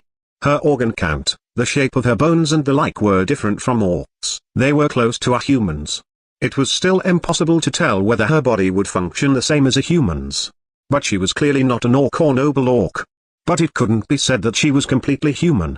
She had the same golden hair as the noble orcs, and her eyes were blue. And her ears and tail made it very clear that she wasn't entirely human. She was still just a baby. It was possible that she might develop more inhuman characteristics as she developed. Was she a half-noble orc? Can you see your status? Vandali, I'm a baby. For now, it seemed that she wasn't going to angrily shout, this isn't what you promised me, ! Because of her strange appearance. Could it be that you're hungry? Vandali, I don't think a baby would be able to understand what you're saying. Bastia, as Vandali turned to face Bastia, or tried to, the baby put him in a headlock. She was unbelievably strong for a child. With his head being held in place by both her arms, he couldn't move at all. I had my memories from quite early after I was born. I thought that she might be able to understand. Vandali, I see. But I don't think she understands. If she did, she would have listened to me and stopped crying. But she showed no signs of listening and kept crying until you arrived, Bastia. Then it might take some time before she regains her memories. Vandali's memories had returned relatively soon after being reborn in Lambda. But that was because it had been the work of Rod Corti, who was a god, while Vandali had used a new technique for the first time to carry out this baby's reincarnation. It might take several months or even years for her memories to return. Well, several months had passed after her death before Vandali used her spirit for the reincarnation, so it was definitely possible that her memories and consciousness might have parts missing, however. Well, I've asked Bilder and the others to provide milk in advance, so let's head over to them. You still can't produce any, right, Bastia? Vandali, me? Bastia, yes, you're pregnant. Please make sure you wear the magic item that protects the baby. Vandali, is that true, Van? Bastia, it's true, congratulations. Make sure you come to me regularly so I can check its progress. Vandali, yeah? Bastia, and so two auspicious events were celebrated at once. Vandali dried kombu in the clear winter air and weak sunlight with the reborn girl. Now then, I'll begin the experiment. Vandali, AI. Baby. He slowly applied withering in the kombu to remove its water content while also slowly applying gauging. If he made a mistake it would dry out too much and fall apart, and if he took too long, it would turn into powder, so he needed to be very careful. He continued controlling his spells for just a minute while enduring a headache and fever. It turned out perfect, so he stopped his spells and retrieved the dried kombu. Now then, time to actually taste it. Vandali, AI. Baby. He threw the kombu into a pot on a magical stove he had found in the ruins and turned the stove on. Dashi began to come out steadily. He removed the kombu when enough dashi had come out before the water started to boil and scooped some out with a ladle that the blacksmith Datara had made for him. He placed it onto a small plate, cooled it and tasted it. That's good dashi. Vandali, satisfied, he added ingredients like wakame and vegetables and then dissolved miso in it to make miso soup. It's turned out well. Vandali, baby, I think it's a little too early for you to be drinking miso soup, poor Vina. Vandali, oh poor Vina. Poor Vina, the lived dead who had been reborn as a half-noble orc, seemed dejected, so Vandali comforted her as he felt satisfied at having successfully made kombu dashi. Applying thieving spell that was originally intended to age living things to kill them through old age to the kombu and drying it, he was able to apply 25 years worth of drying in a single minute to produce high-quality dried kombu. It was a groundbreaking discovery. It was a process that shortened a 25-year-long process to 1 minute. Incidentally, the reason it was 25 years was because Vandali remembered that kombu that had been dried and fermented for that long had been treated as a much higher quality product than normal kombu on Earth. If he recalled, it was because the process changed the umami content in the kombu. He had no spell that could confirm whether the umami content had really increased, and Vandali had never tried miso soup made from high-quality kombu dashi, so there was no denying the possibility that Vandali was just making an assumption here. Oh. Poor Veena. Though Vandali had originally thought that poor Veena hadn't regained her memories yet, she had in fact regained them to some extent immediately after her birth. But as Vandali had feared, they were very broken memories, and she hadn't even been able to remember her own name. She only remembered that her corpse had been turned into a live dead and that Vandali had saved her. The latter could be referred to as Vandali using her, but she felt thankful towards him and was emotionally attached to him. Ma poor Veena. But even after regaining some of her memories, her mental age was still that of a child. Unlike people who had been reincarnated like Vandali, she was simply a child who remembered a little about her previous life. She would develop and become an adult for the second time. She would surely grow to be large. At 3 months of age, her height was almost the same as Vandali, who was 3 years old. Even taking into account the fact that Vandali had a small build, she was growing incredibly quickly. Was this because she had some noble orc blood in her? As poor Veena lifted Vandali into the air, he wondered, am I trying to be some kind of mad scientist who creates new species? New Asa and the other titans seemed happy about it, however, saying things like, it is just like how the goddess Veda gave birth to us, it is truly divine work ! He would soon become unable to ever get rid of the title of prophesized Holy Son. Vandali thought that if he wasn't the Holy Son, it would be nice if the goddess could give another prophecy or something to say so. So far, everything is going well. Vandali, poor Veena, everything but the Kachabushi, I suppose. Vandali, poor Veena was developing well. Vandali didn't know how long it would take for her to become an adult, but it would likely be 10 years at most. She didn't seem to have any problems with her health, and they were getting along well. Since he had used her and reincarnated her, Vandali had to take responsibility for her new life, so he planned to take good care of her. Basdia's pregnancy had been discovered at the same time as poor Veena's birth, and that was also progressing well. She had only been pregnant for 3 months, so Vandali had been carefully examining her, but the magic item had been exhibiting its effects with no problem. It was even better that she liked the piercing. Vandali had once again put a halt on his dungeon clearing so he could take care of poor Veena and Basdia, but he was still going into the devil's nests that were close enough to make a day trip into with everyone to continue his training. He assisted those training to acquire Threat Revocation skill, played Reversi and Jenga, and made fish sauce and miso. Everything was going well. The only thing he was struggling with was making kachabushi. It seemed that the concept of smoking food didn't exist in Lambda. There was dried meat, so Vandali had assumed that smoked foods existed, but this wasn't the case. Not even bacon, ham, sausages or wieners existed in this world, let alone roast beef.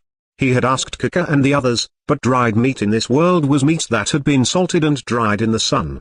Because of this, Vandali had been forced to build a food smoking facility using only his own knowledge.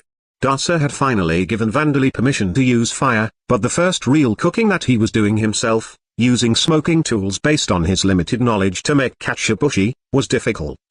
In origin, I learned things from the spirits of Western people who were knowledgeable about Japanese food, but they weren't experts in making kachabushi.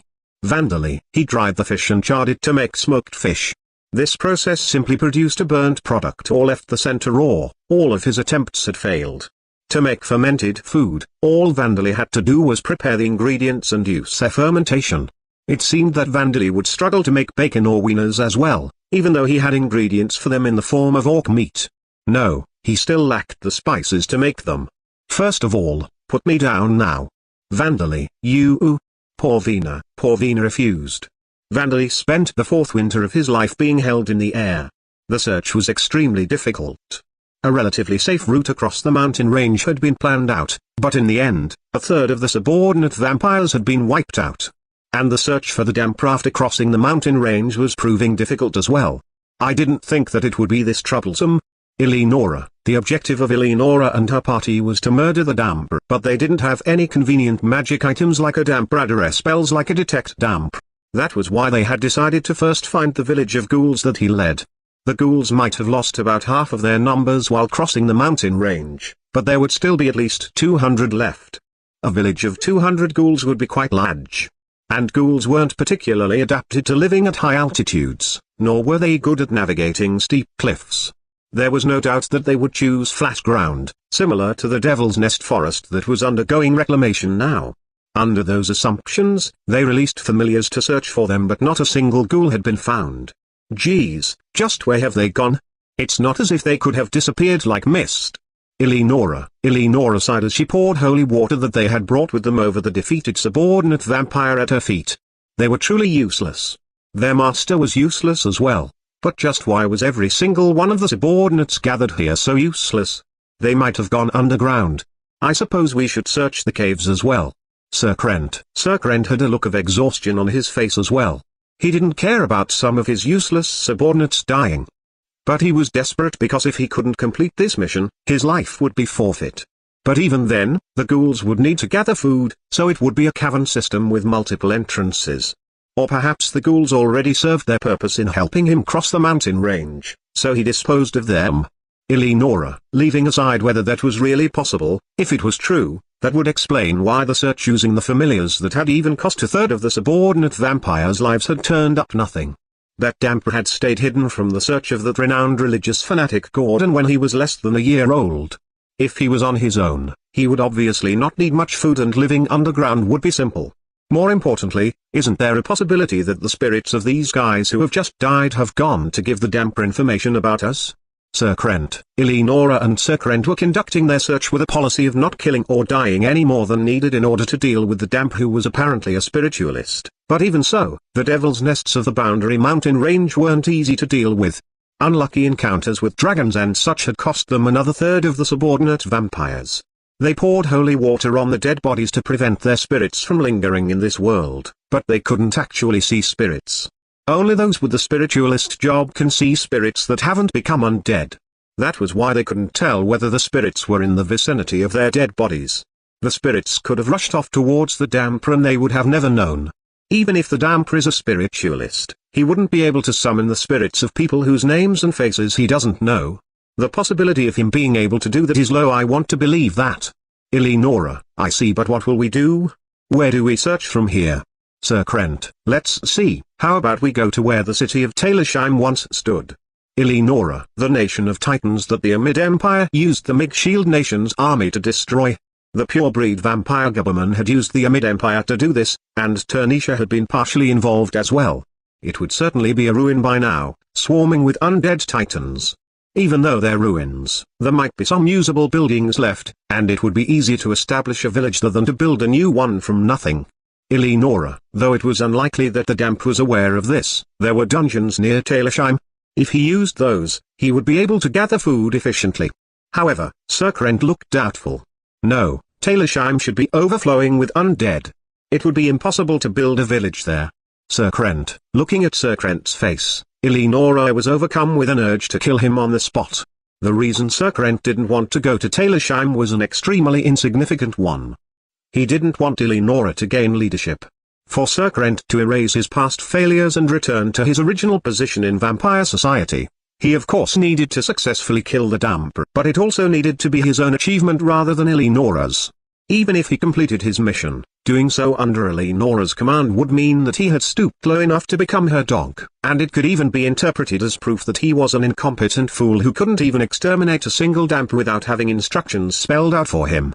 Those living in the society of the vampires who obeyed the evil gods constantly tried to gain the favor of those who were on the rise while striking down those who were falling. If Sir Krent simply prioritized the completion of his mission, his social position wouldn't move an inch. However, even though he understood that, there was a reason Eleonora couldn't allow him to have his way. Because that would mean that she, a member of Berkhein's bodyguards, had considered obeying Sir Krent, which her pure-breed master wouldn't accept. She would be subjected to indescribable punishment and unhealable wounds would be inflicted upon her. She didn't want that. That is why Eleonora had decided that she would have the pitiful Sir Krent fall as far down as it was possible to fall. I see. Then I'll go and scout out the ruins on my own. Eleonora had only been working together with Sir Krent up until now because she had needed the numbers. Berkheim hadn't given her permission to create new subordinate vampires, so the only pawns that she could use were her familiars. However, it wouldn't make any difference not having such useless pawns whose numbers had even been decreased by the journey. She didn't mind separating herself from Sir Krent to work on her own. What? Sir Krent was greatly confused. If Eleonora disposed of the damp while separated from him, that would be the same as him having failed his mission. On the other hand, this was a chance to take the achievement all for himself, but Eleonora was superior to him in ability, and the subordinate vampires who had been useless up until now were unlikely to suddenly become stronger. Very well, let us search Talersheim. Sir Krent, taking no notice of the vampire who had lived many times the number of years she had as he meaninglessly pretended to give his permission for the search of Talersheim, Eleonora flew up into the night sky. However, upon reaching the site where the ruins of Talersheim should have been according to the 200-year-old records left by the Mage Shield Nation's army, Eleonora opened her eyes wide, dropped her jaw and stood stock still. Even before she became a vampire, she had never imagined that she would be making such a foolish-looking face. Impossible. Eleonora, isn't this some kind of illusion? Sir Krent. However, she had no need to worry about Sir Krent and his subordinates seeing her like this. They were standing still with the same dumbfounded expression on their faces. They were dumbfounded by the enormous walls illuminated by the light of the moon and stars. As vampires, they could see the majestic walls as if they were in plain daylight. There was not a single ivy branch growing on the white stone walls and not a single crack in the stone. What does this mean? The Mage Shield Nation's army and Mikhail destroyed the walls, didn't they? Eleonora. That's right, if I recall back then, the gate was broken and the wall had collapsed in two different places. Even if what we were told is a mistake, there is nobody repairing or maintaining them, so how are they so, Sir Krent? Sir Krent continued whispering, still astonished, but he slowly regained his composure. I see, it was the undead. The undead of Talersheim repaired these walls. The undead don't tire, so I'm sure they could do it, given 200 years. Sir Krent, however, Eleonora couldn't imagine that the conclusion he had arrived at was correct. The undead, repairing and maintaining the walls? Eleonora. Undead were generally unproductive and didn't form societies. They did organize themselves in ways where the weak simply obeyed the strong or used the hierarchical relationships established while they were still alive, but in the majority of cases, they were simply disorganized groups of undead individuals. Even if the undead had 200 years, they might be able to sweep, clean and wash dishes, but would they be able to perform such advanced, large-scale work as repairing the city's walls? It was difficult to imagine that this was possible. If it was, every haunted building and ghost ship in this world would be sparkling clean. Nobody could blame Eleonora for staring at Sir Krent as if he had gone mad. What other explanation is there? Sir Krent. But even Eleonora couldn't answer that question.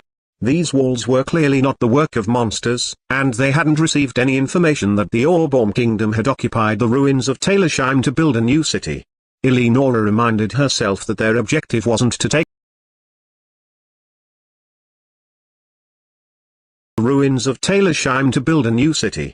Eleonora reminded herself that their objective wasn't to take back or occupy Talersheim. It was to kill the damp. We're going to look inside. Eleonora. Fortunately, it didn't seem like there were any guards posted on the walls. It looked like there were several undead titans at the gate, but for the noble-born vampires who could fly through the sky, it wasn't a problem. They could simply fly over the walls and the subordinate vampires could climb over the walls with their claws. However, the surprises continued even after Eleonora and Sir Krent passed the walls. The dark, silent Talersheim had a loneliness drifting from it that made it look like a ghost town. However, one glance was all it took to notice something abnormal. There aren't any collapsed buildings? Sir Krent, the buildings of Talersheim were lined up neatly against each other. Though they were large, stone buildings built from stone, they had been abandoned for 200 years after a terrible war, even. Are you going to tell me that this is the work of the undead as well? Eleonora, then who could have that's it? I'm sure it's the damp. He made his ghoul subordinates. Sir Krent, are you trying to say that the ghouls simply repaired all of those houses as they were originally, in Titan size? Eleonora. Sir Krent. Sir Krent fell silent at Eleonora's words, but even she had no idea who could have repaired the city. 200 years ago, several hundred Titans had actually escaped from the Mage Shield Nation. The possibility that crossed Eleonora's mind was that those surviving Titans had returned and spent the past 200 years restoring Talersheim with the Hartner Duchy's assistance. But even that was hard to imagine. If that was the case, then why was the city so quiet? Sir Krent-sama, it's very faint, but I can see a light. Subordinate, what? The direction of the royal castle, huh? All right, let's go.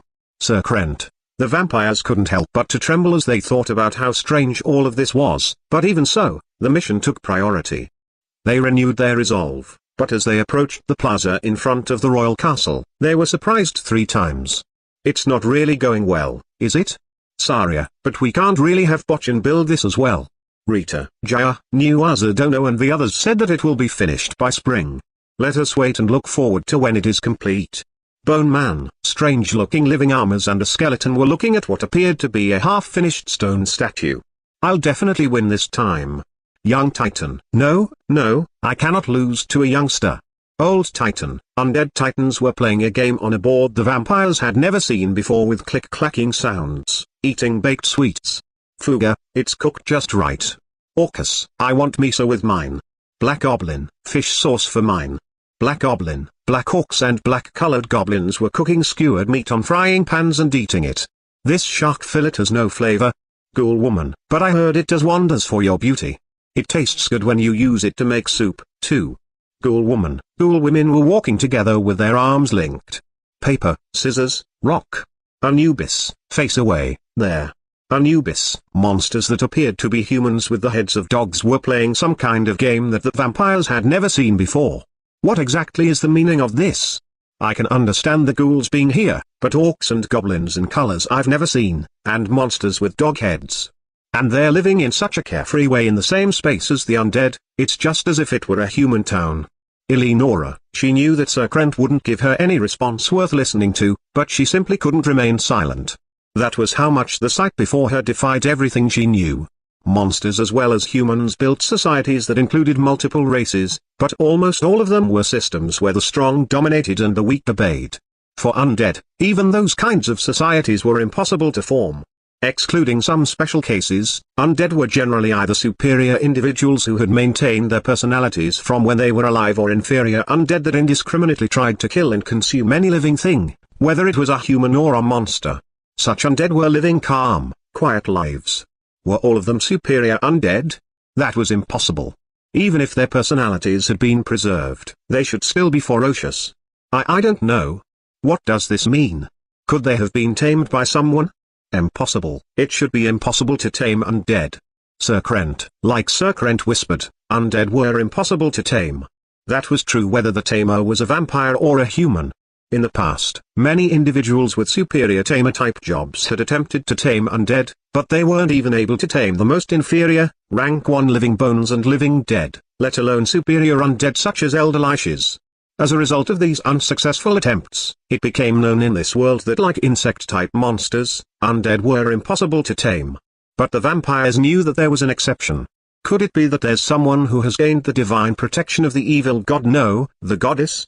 Eleonora, it was possible that those with the divine protection of the goddess Vida who had revived Zakat as an undead or evil gods like Hihireushukaka could create and command undead. A vampire from another evil gods? No, it's Vida. There is someone with the goddess Vida's divine protection. Eleonora could see the church of Vida that had been restored. If they possessed the divine protection of an evil god, there was no way that the church of the goddess would be restored. Impossible. Sir Krent trembled, his eyes open wide. If the one who possessed the goddess Vida's divine protection was one of the pure-breed vampires they feared, the ones who worshipped the goddess Vida, then, Sir Krent-sama, we should escape while we still can. Subordinate, nobody has noticed our presence yet, let us retreat. Subordinate, still hidden, the subordinate vampires began to talk about retreating. It was clear what would happen if they were discovered in a place where a pure-breed vampire who worshipped Vida was present. A one-sided annihilation at the hands of that vampire's overwhelming power. The noble-born Sir Krent and Eleonora being here would make no difference. That was how great the difference between a pure-breed and a noble-born was. If that wasn't the case, there was no way that pure-breed vampires like Berkine and Turnisha who possessed personalities that would make them enemies very easily could have ruled hundreds of noble-born vampires for 100,000 years. Sir Krent, who had been tortured by Berkine, and Eleonora, who had been directly appointed by him, understood this better than the subordinate vampires. The two of them wanted to retreat immediately, but at the same time, they discovered the reason they couldn't do so. Wait, there are ghouls among the undead and goblins. The Damper's definitely here. Eleonora, they had searched everywhere other than Taylorshire and hadn't found a single ghoul, but there were numerous ghouls here. Considering that, There was no doubt that these were the ghouls the damp had led across the mountain range from the Mage nation. In that case, it was only natural that the damp would be here. You know what will happen if we run away without dealing with the damp, don't you? Eleonora, the already pale faces of the subordinate vampires who had been suggesting a retreat turned even whiter. We look for the damp. If I recall, his name was Vandali. Eleonora, capture one of the ghouls and make them talk. Sir Krent, I don't need you to tell me what to do. Eleonora, they would quickly dispose of the damper and escape before they were noticed by the superior being who possessed Vida's divine protection.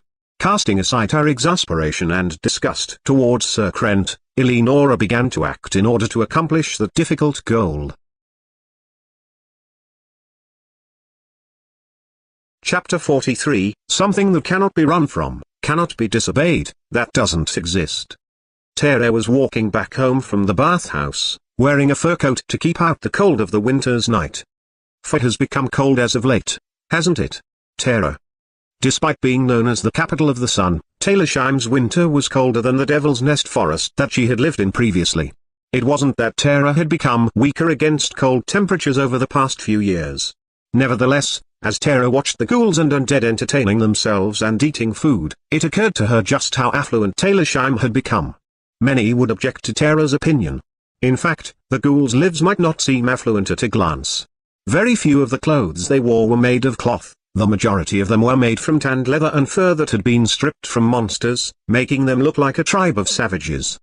Because the economic environment consisted of primitive bartering, there were no stores of any kind. There were no resplendent theaters, bookstores selling tomes containing knowledge, restaurants offering delicious foods or anything of the sort. But the various things that Vandali had created surpassed these. Though board games were considered as entertainment for the wealthy in human cities, Vandali had created the simple yet interesting reversi and distributed it freely. He had created numerous seasonings that were even more valuable than the reversi boards. The walnut sauce and acorn cookies that he had been making since when he had lived in the Devil's Nest forest weren't anything unusual other than the fact that he was making them in a devil's nest. However, the fish sauce and miso that he had created invented after arriving in Taylorsheim, were astonishing. In addition, he had turned ginger that had only been used as medicine and an unknown plant called wasabi into additional seasonings. He had created these and then distributed it in significant amounts. Those who wanted more could trade for them at the remains of the Adventurers Guild. Vandali himself wasn't aware of how astounding these feats were. Even Terra wasn't confident that she understood just how incredible it was. However, in human cities, adding seasoning to food had been a luxury that only the wealthy could afford. Poor commoners would use salt sparingly at most, they almost never tasted sugar. It seemed that things had improved in recent times, but 200 years ago, when Terra had been a human, that was how things were in the city she lived in. But these seasonings were being offered at exchange rates that anyone could afford. There was no doubt that miso and fish sauce would sell for soaring prices if sold in human cities. Recently, Vandali had even started to make kombu dashi and katsuobushi, though the latter was still incomplete. Of course, the fact that he had solved the fertility problem that affected the entire ghoul race couldn't be forgotten. Personally, Terra was most happy about the fact that he had repaired every public bathhouse in Taylorsheim. For commoners, being able to submerge their bodies in hot water up to their shoulders while bathing was as much of a luxury as seasoning their food. As long as Vansama is here, the ghouls will prosper for 1,000 years. Terra, Vandali had performed deeds that made her believe this with confidence. But that was also why she was feeling anxious. How should I close the distance between myself and the great Vansama? Terra was not a combatant, but an arms smith who created equipment using monster materials. When Vandali spent time clearing dungeons and training himself in unarmed fighting, the amount of time that she could spend with him inevitably decreased. Vandali's body was small, so the only armor he could wear was clothes made of leather or fur, and he was using his own claws as weapons, so Terra didn't even have any opportunities to create equipment for him. He had said that he would refrain from venturing far from Taylorsheim until Porvina had developed to a certain extent and Basdia had safely reached the 3-month mark in her pregnancy, but he would be going into another dungeon before spring. I feel the distance between myself and Vansama. Terra. Even while Terra remained in the city, Basdia and the others were spending significant periods of time with him, fighting for their lives together. Kaka, a ghoul who had formerly been an adventurer, had recently shown strange movements as well. And it seemed that Zadaris would be accompanying Vandali on his next journey into a dungeon.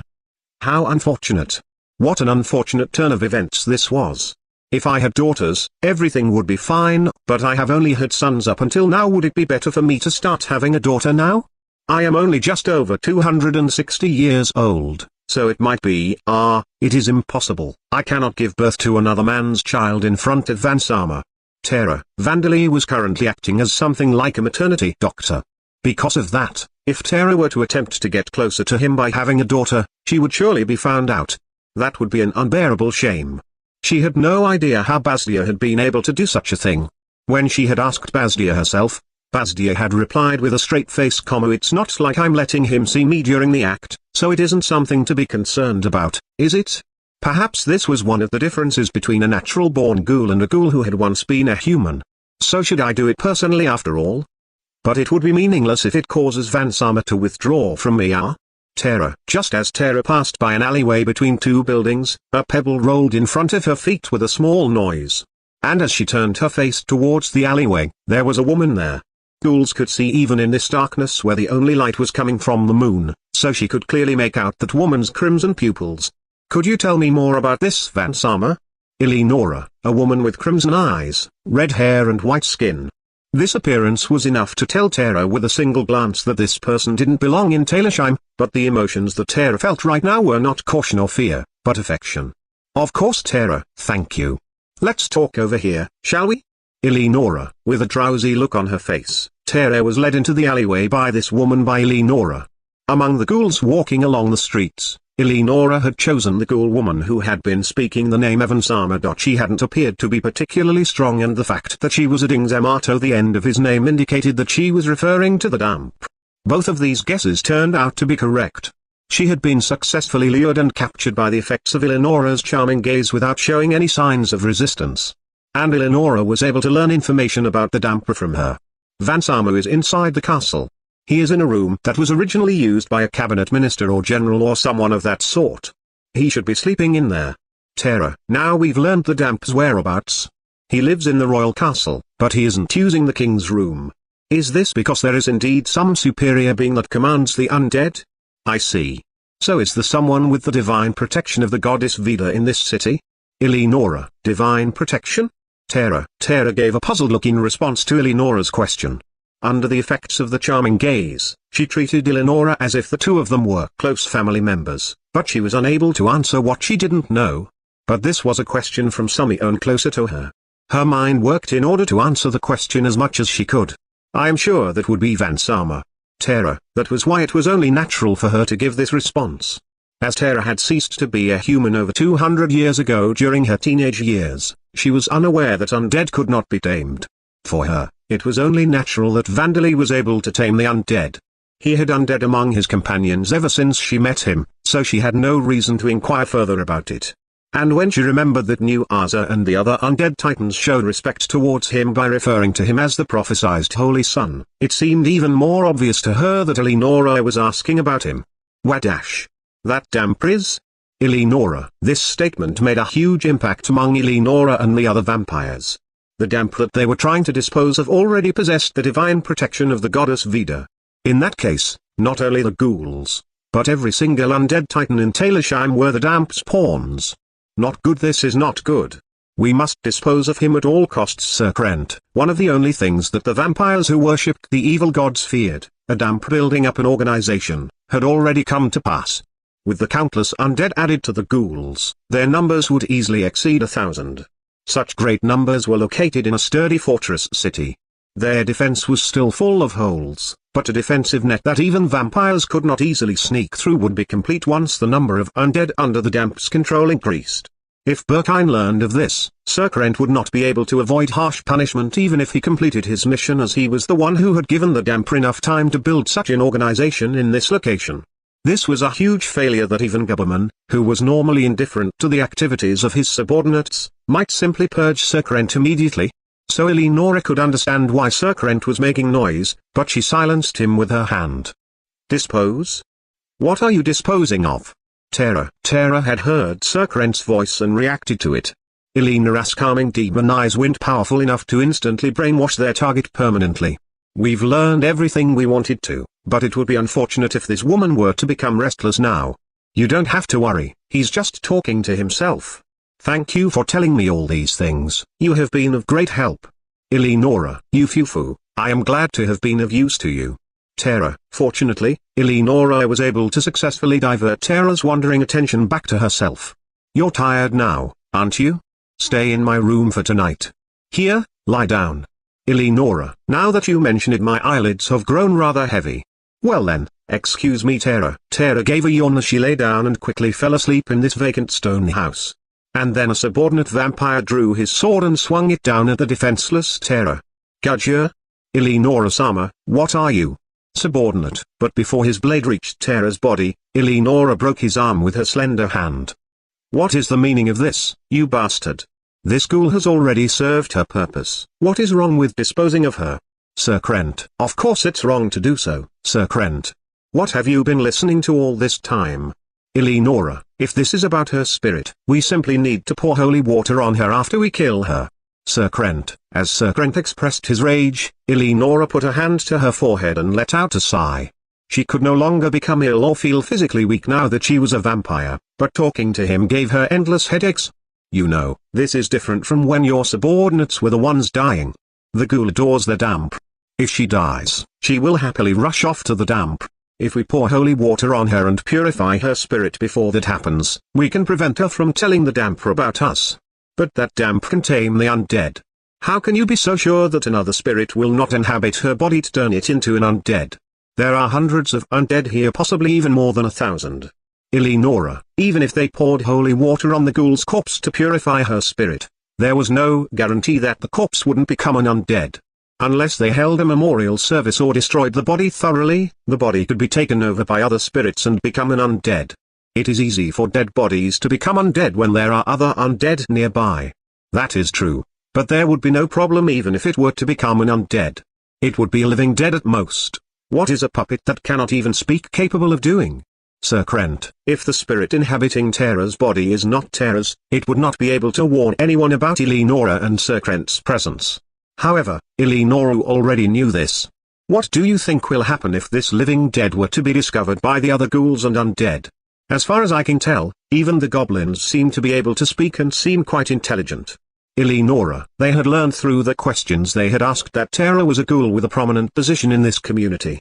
It would cause a large commotion if such an individual was seen wandering around as an undead. They might be able to use the confusion caused by this to find an opportunity to kill the damp. However, it was questionable as to whether they would be to escape the city alive afterwards. Of course, there was also the option of burning the body so that it could not become an undead and then pouring holy water on it, but there was another reason that this was out of the question. Neither Sir Krent nor Eleonora knew of a technique that could silently burn a body without producing any smoke. Being discovered through the smoke produced by burning the body would defeat the purpose of burning the body in the first place. As for the holy water, they simply didn't have much left. Either way, by the time this ghoul woman woke up, they would already have escaped. With that being the case, they needed to save it in case they needed it after killing the vampire and escaping. TCH, hurry and fix your arm. Sir Krent, as if he had finally realized this, Sir Krent clicked his tongue and spat these words towards the vampire who was groaning and clutching his broken arm. I was considerate enough to break your arm instead of your sword, which would have been irreparable, so you could at least thank me. But I'll stay silent for now. I can't expect anything from you anyway. We're leaving. Eleonora, leaving behind the peacefully sleeping Terra, Eleonora and her party headed towards the royal castle in which their target resided. They were certain that by the time Terra woke up, everything would be over and they would have already made their escape. Getting into the royal castle was a simple task. There had been nobody acting as guards. Was the damp that confident in his own ability, or did he simply have no sense of caution? How are we going to dispose of him? Sir Krent, if we make any noise, we will be noticed by the undead outside. And now that we have come this far, we need to confirm whether Thesord King Bacchus's remains are here. I will use my demon eyes to charm him, and lead him here, and you will decapitate him. Eleonora needed to maintain eye contact with her target while using her charming demon eyes. If eye contact was broken for a moment, their effects would be undone. To guarantee success, it was best to have someone else deal the finishing blow. And Sir Krent's parent, Gubberman, had a habit of gathering the corpses of those known as heroes, raising them as undead and adding them to his collection. Even during the war in which Taylorsheim was destroyed 200 years ago, numerous corpses of heroes had been gathered. However, the vampire assigned with the task of retrieving Thesord King Bacchus's corpse had unfortunately encountered their divine spear of ice Mikhail, so he had failed. Eleonora didn't really have any reason to help Gabberman with his hobby, but he was not someone that she wanted to put in an ill mood. She at least needed to put some thought into the task. I think there is a high possibility that he has already turned into an undead, though. Eleonora, I agree. But we still must confirm that. Even though he was defeated by Mikhail, he is still an undead hero. He should still be of a considerably high rank even after becoming an undead. With that being the case, he shouldn't be serving as the subordinate of mere Damp, but the Damp may know where he is. Sir Krent, I know, I will ask the Damp while I'm luring him out. Eleonora, if Sir Krent was able to obtain even a fragment of one of Bacchus's bones, he may be able to avoid being purged by Gabberman. Perhaps as if holding on to that hope, Sir Krent's eyes had the dangerous glint of someone who had been driven into a corner. If I grow desperate, I might be joining him. It's best to cooperate with him. Eleonora slipped through the completely unguarded door silently and entered the room. Eleonora, and in the next moment, her eyes met the Damp's. She opened her eyes wide in surprise, but now that she thought about it, this was convenient. She had activated her charming demon eyes before entering the room just in case, so the Damp had been put under its effects immediately. As proof, his own will had faded away from his eyes and become like those of a dead fish. You are Vandali, aren't you? Eleonora, yes, I am Vandali. Vandali, he answered honestly to her question. He had white hair and odd-colored eyes that were a manifestation of his mixed lineage. And his name, too. There was no mistake that this child was the Damp the vampires had been targeting. However, Eleonora felt like something was out of place. She wondered whether this Damp was really under the effects of her charming demon eyes. Those under the effects of her charming demon eyes normally loosened their face muscles as if drunk, and their tone of speech became relaxed. However, this Damp's face was completely expressionless and his tone was normal. And she could feel some kind of strange power in his eyes that were supposed to be hollow and vacant. Looking into them made her feel a chill, as if she were peeking into the depths of some abyss, and yet she experienced some kind of mysterious feeling. Could it be that my demon eyes have been resisted? That should be impossible without a high level in the mental resistance skill. Even with the damper status effect resistance and the magic resistance skill of a dark elf, the mental corruption skill is a possibility as well, but if he had that, it's strange that he hasn't become some kind of madman who can't even hold a conversation. He doesn't appear to be insane. But I suppose it's best to be sure. Eleonora had absolute confidence in her own demon eyes, but this Damp was someone who possessed the goddess Vida's divine protection. He was an opponent that warranted caution. Hey, what do you think about me? Eleonora, I think that you're a beautiful person. Vandali, I see, that makes me happy. Will you be my friend? Eleonora, if you're fine with me being your friend, it would be my pleasure. Vandali, well then, would you praise the evil god Hihireushukaka that we worship? Say that he is a wonderful god. Eleonora, sure Vandali, as Eleonora requested, the Damp pressed his hands together in prayer and said, the evil god Hihireushukaka is a wonderful god. And then he looked at Eleonora in silence. It seems that I was worrying needlessly, thought Eleonora. If the Damp was conscious, he would have immediately realized that I'm a vampire and been on guard. And there is no way that someone with the divine protection of Vita would praise an evil god in a normal state. The Damp would definitely not have complied with my last request if not for the effect of the demon eyes. This Damp is still an infant, but according to the information we have, he's supposedly intelligent and is referred to by his subordinates as King and Holy Son. He should be a proud individual. Eleonora had initially thought that he looked ominous, but now she smiled, thinking that he was rather adorable. Now all she needed to do was question him and then bring him to where Sir Krent and the others were waiting. You have tamed the undead, haven't you? How did you do it? When did you receive the goddess's divine protection?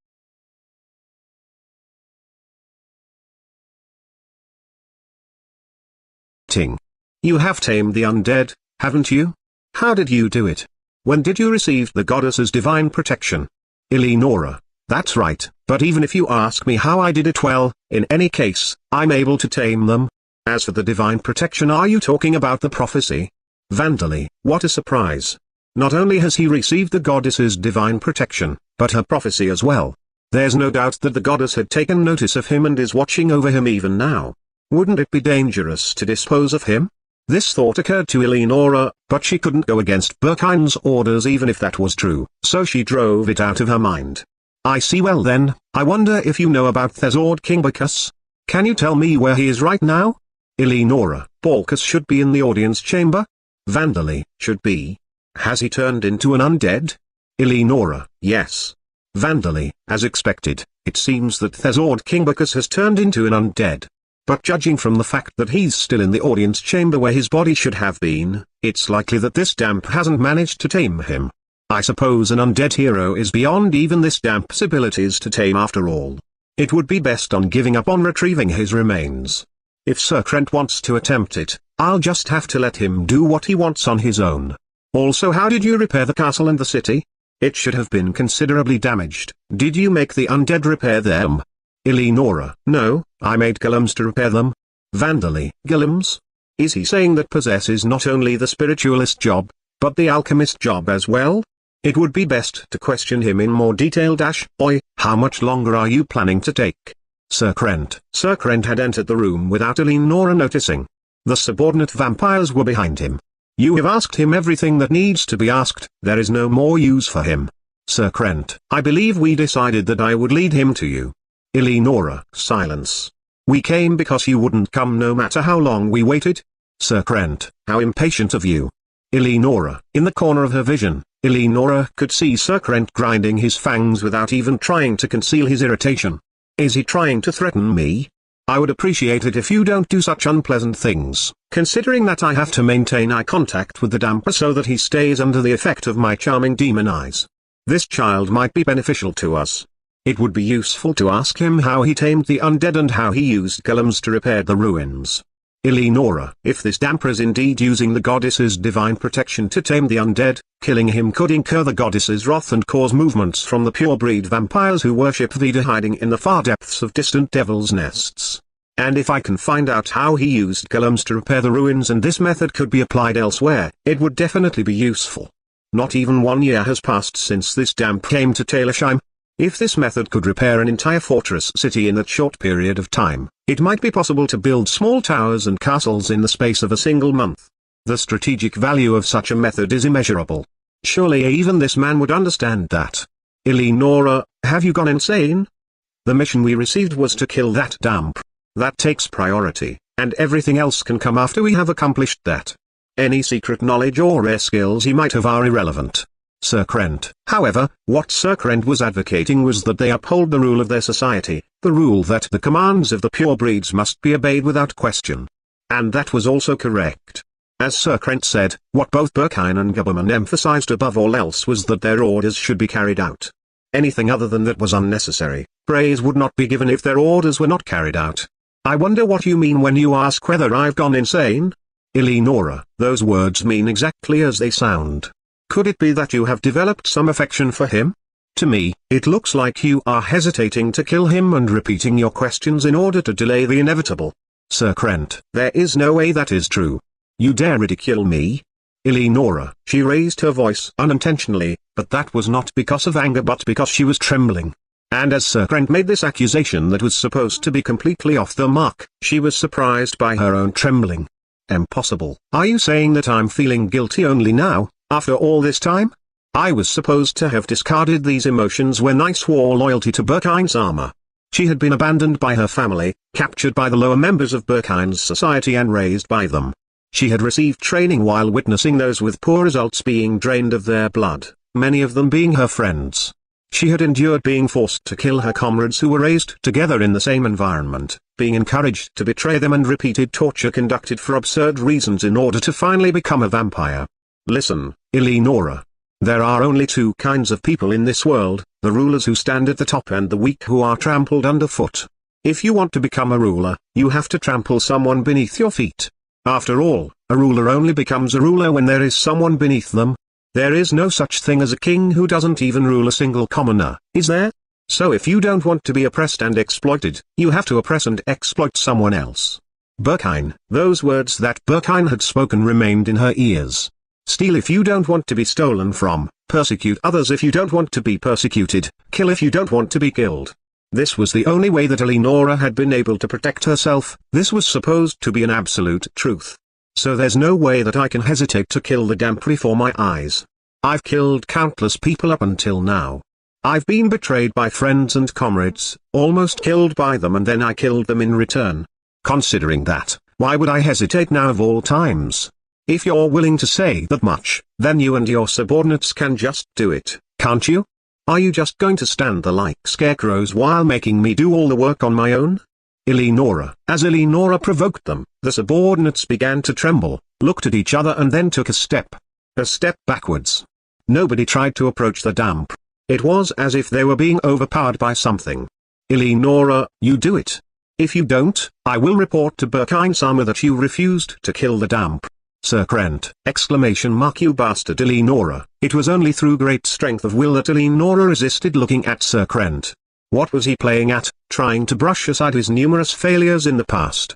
She felt an urge to tear his throat out with her claws. But it's just a matter of killing the damp. That's all I need to do. Can you come here? Eleonora, she called out to the damp who had been staring at her the whole time. His eyes were endlessly empty. She would kill this child. It was simple. Once he came closer, she simply needed to stab him with a sword or swing her claws at him. It wouldn't even matter if she kicked and tore through his soft belly with the claws of her toes. Eleonora was strong enough to kill even a heavily armored knight with brute strength alone. Killing this child is like crushing an insect. The damp approached her at a brisk, casual pace. Eleonora couldn't stop her heart from throbbing violently, and her breathing was becoming irregular. He was within range for her to kick him. She felt a painful sensation in her chest. That's right, I won't finish him with a kick. My claws. I'll dispose of him with my claws. He was within range of her claws. My hands are trembling, he needs to be a little closer. But if he walks any closer, we'll break eye contact. Sir Krent and the others are in the way behind me, so I can't step back. Eleonora decided that there was no other choice but to lift the damp up. She would simply need to grab hold of his head, thrust her fangs into his neck and drain his blood until he died.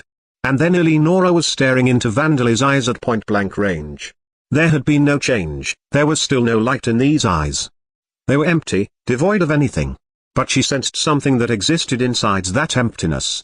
Something that Eleonora couldn't run from no matter how much she tried, something she couldn't disobey no matter what she did, something that didn't exist. No. I must not disobey this person. Instinctively, Eleonora became unable to move.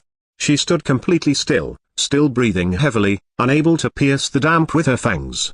At this moment, Sir Krent shouted. Do it, you bastards. Dispose of the damper and Eleonora as well. Just like we did to that piece of trash, Valen. Sir Krent, wah. Eleonora. Swords were pointed at Eleonora and the damp. Before they could pierce her back, she flew as if pulled forward by something. She dived onto the bed that the damper had been sleeping on and rolled forward. She avoided it instinctively. As to be expected of one of Berkine's bodyguards, even if she is rotten. But with that wound, it's now impossible for her to defeat us. Sir Krent, there was a wound in Eleonora's back so deep that it might have grazed her heart. Even though she was a noble-born vampire who wouldn't die so easily unless her heart was completely destroyed or her head was cut off, her movements would be slowed from taking damage. If I kill you along with the damper and seal your mouth, Berkine and Gilman will never know about my failures. Die. Sir Krent. Sir Krent could feel that the damp was emitting an unusual presence. Though it wasn't as powerful as his or Eleonora's, the reason he had been talking so much might have been to shake himself and his followers free of that presence. However, those words would lead to Sir Krent meeting the most terrible of fates. What did you say just now? Vandally. The demon eyes weren't having any effect after all. Even as she stared at the damper, petrified with fear, Eleonora forgot the pain of her wound and felt a strange sense of relief. Relief at the fact that those eyes were not looking at her.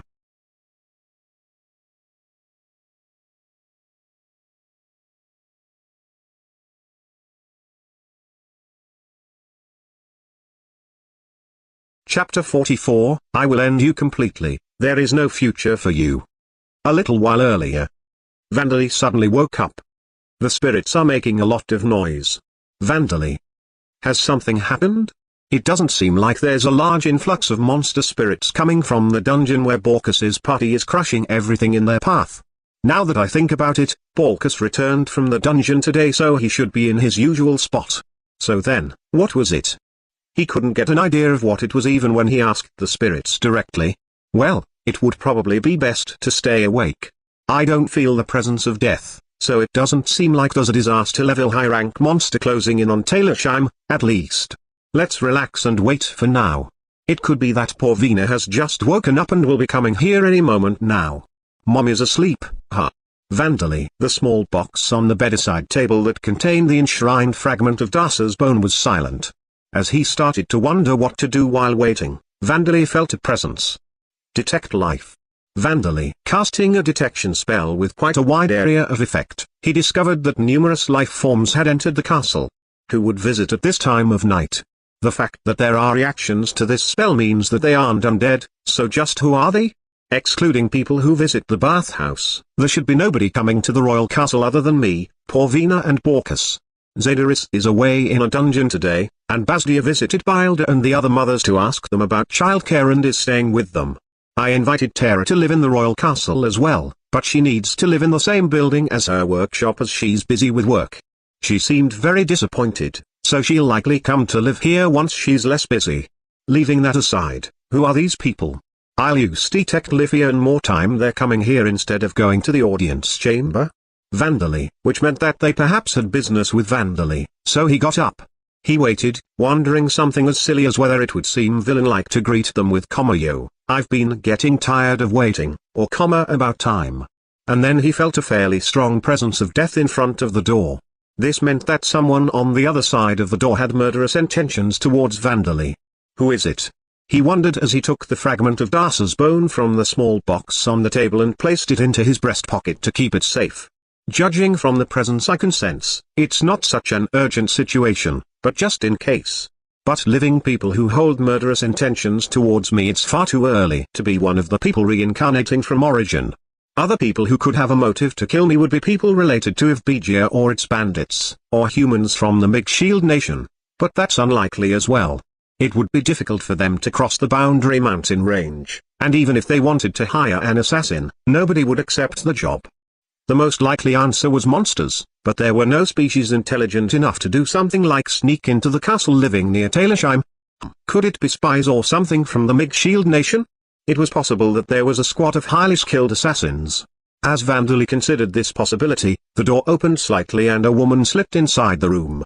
A woman? And she's not concealing her face. A woman who didn't look like an assassin or monster at first glance had entered the room.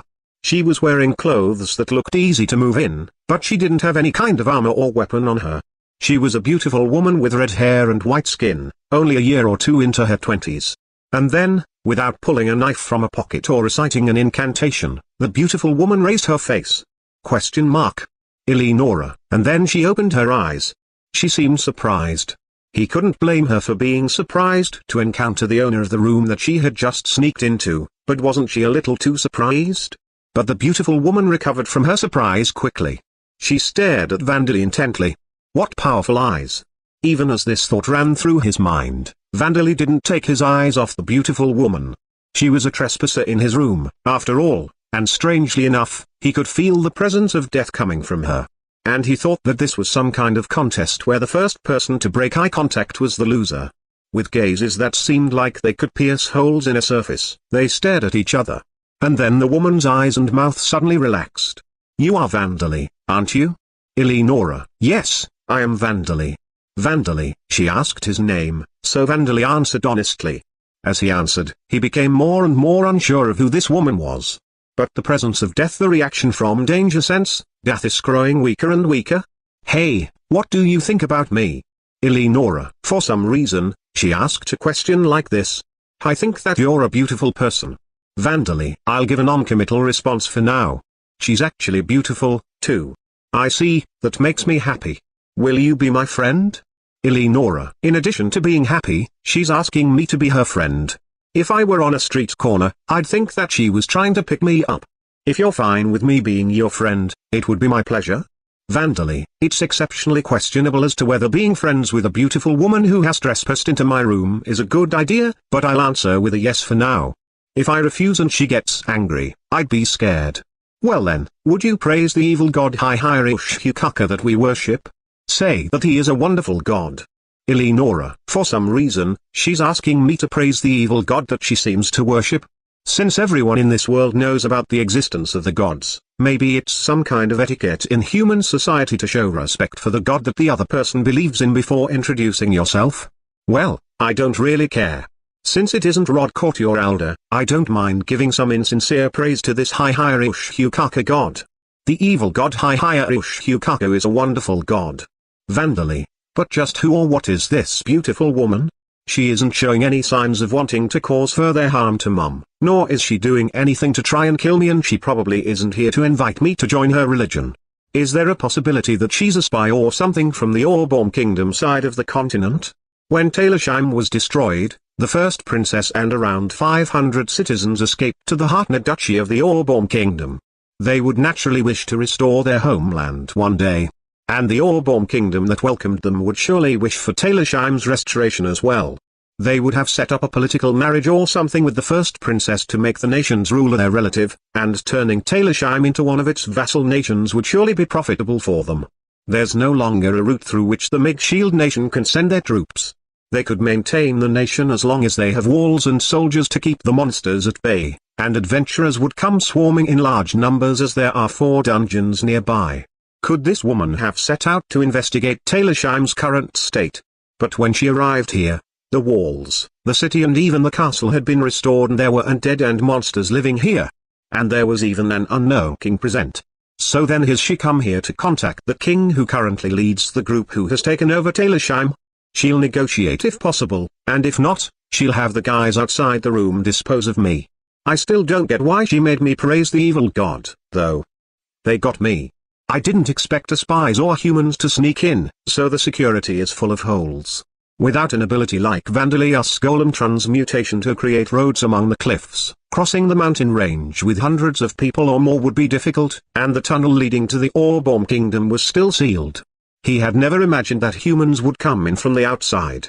The monsters couldn't climb the walls, and they wouldn't even approach since they could sense the presence of the undead titans. That was why there had been no guards on the high, sturdy walls, and it would have been easy for someone to sneak into the city or castle with a little knowledge. Vandali hadn't even thought about the security situation. He cursed himself for his own carelessness, but felt grateful that he could talk to this person more than the people who were trying to kill him with no arguments, such as the adventurers of the Mage Shield Nation or the religious fanatics who worshipped Alda. For now, I should ask for the woman's name. You have tamed the undead, haven't you? How did you do it? When did you receive the goddess's divine protection? Eleonora. Before he could ask, he was asked a question. And the question asked was something that he'd never even thought about. How did I tame the undead? She says I'm not really doing anything special. Is it really something that you'd go out of your way to ask? I haven't thrown special balls to capture weakened undead, nor have I defeated them to have them stand up again and want to become my friends. I made Bone Man and the others myself, and the ghouls and the undead titans of Talersheim are under the effect of the death attribute charm. I had to negotiate with Borkus. I don't really feel the sense that I've tamed them. I didn't think it would be that strange considering that there are tamer jobs in this world. Could it be the sheer number of undead? From her perspective, it might seem like I've tamed over 1,000 undead, so maybe she wants to hear whatever secret or trick I'm using. Unaware that it was common knowledge that taming the undead was impossible, this was how Vandali interpreted her question.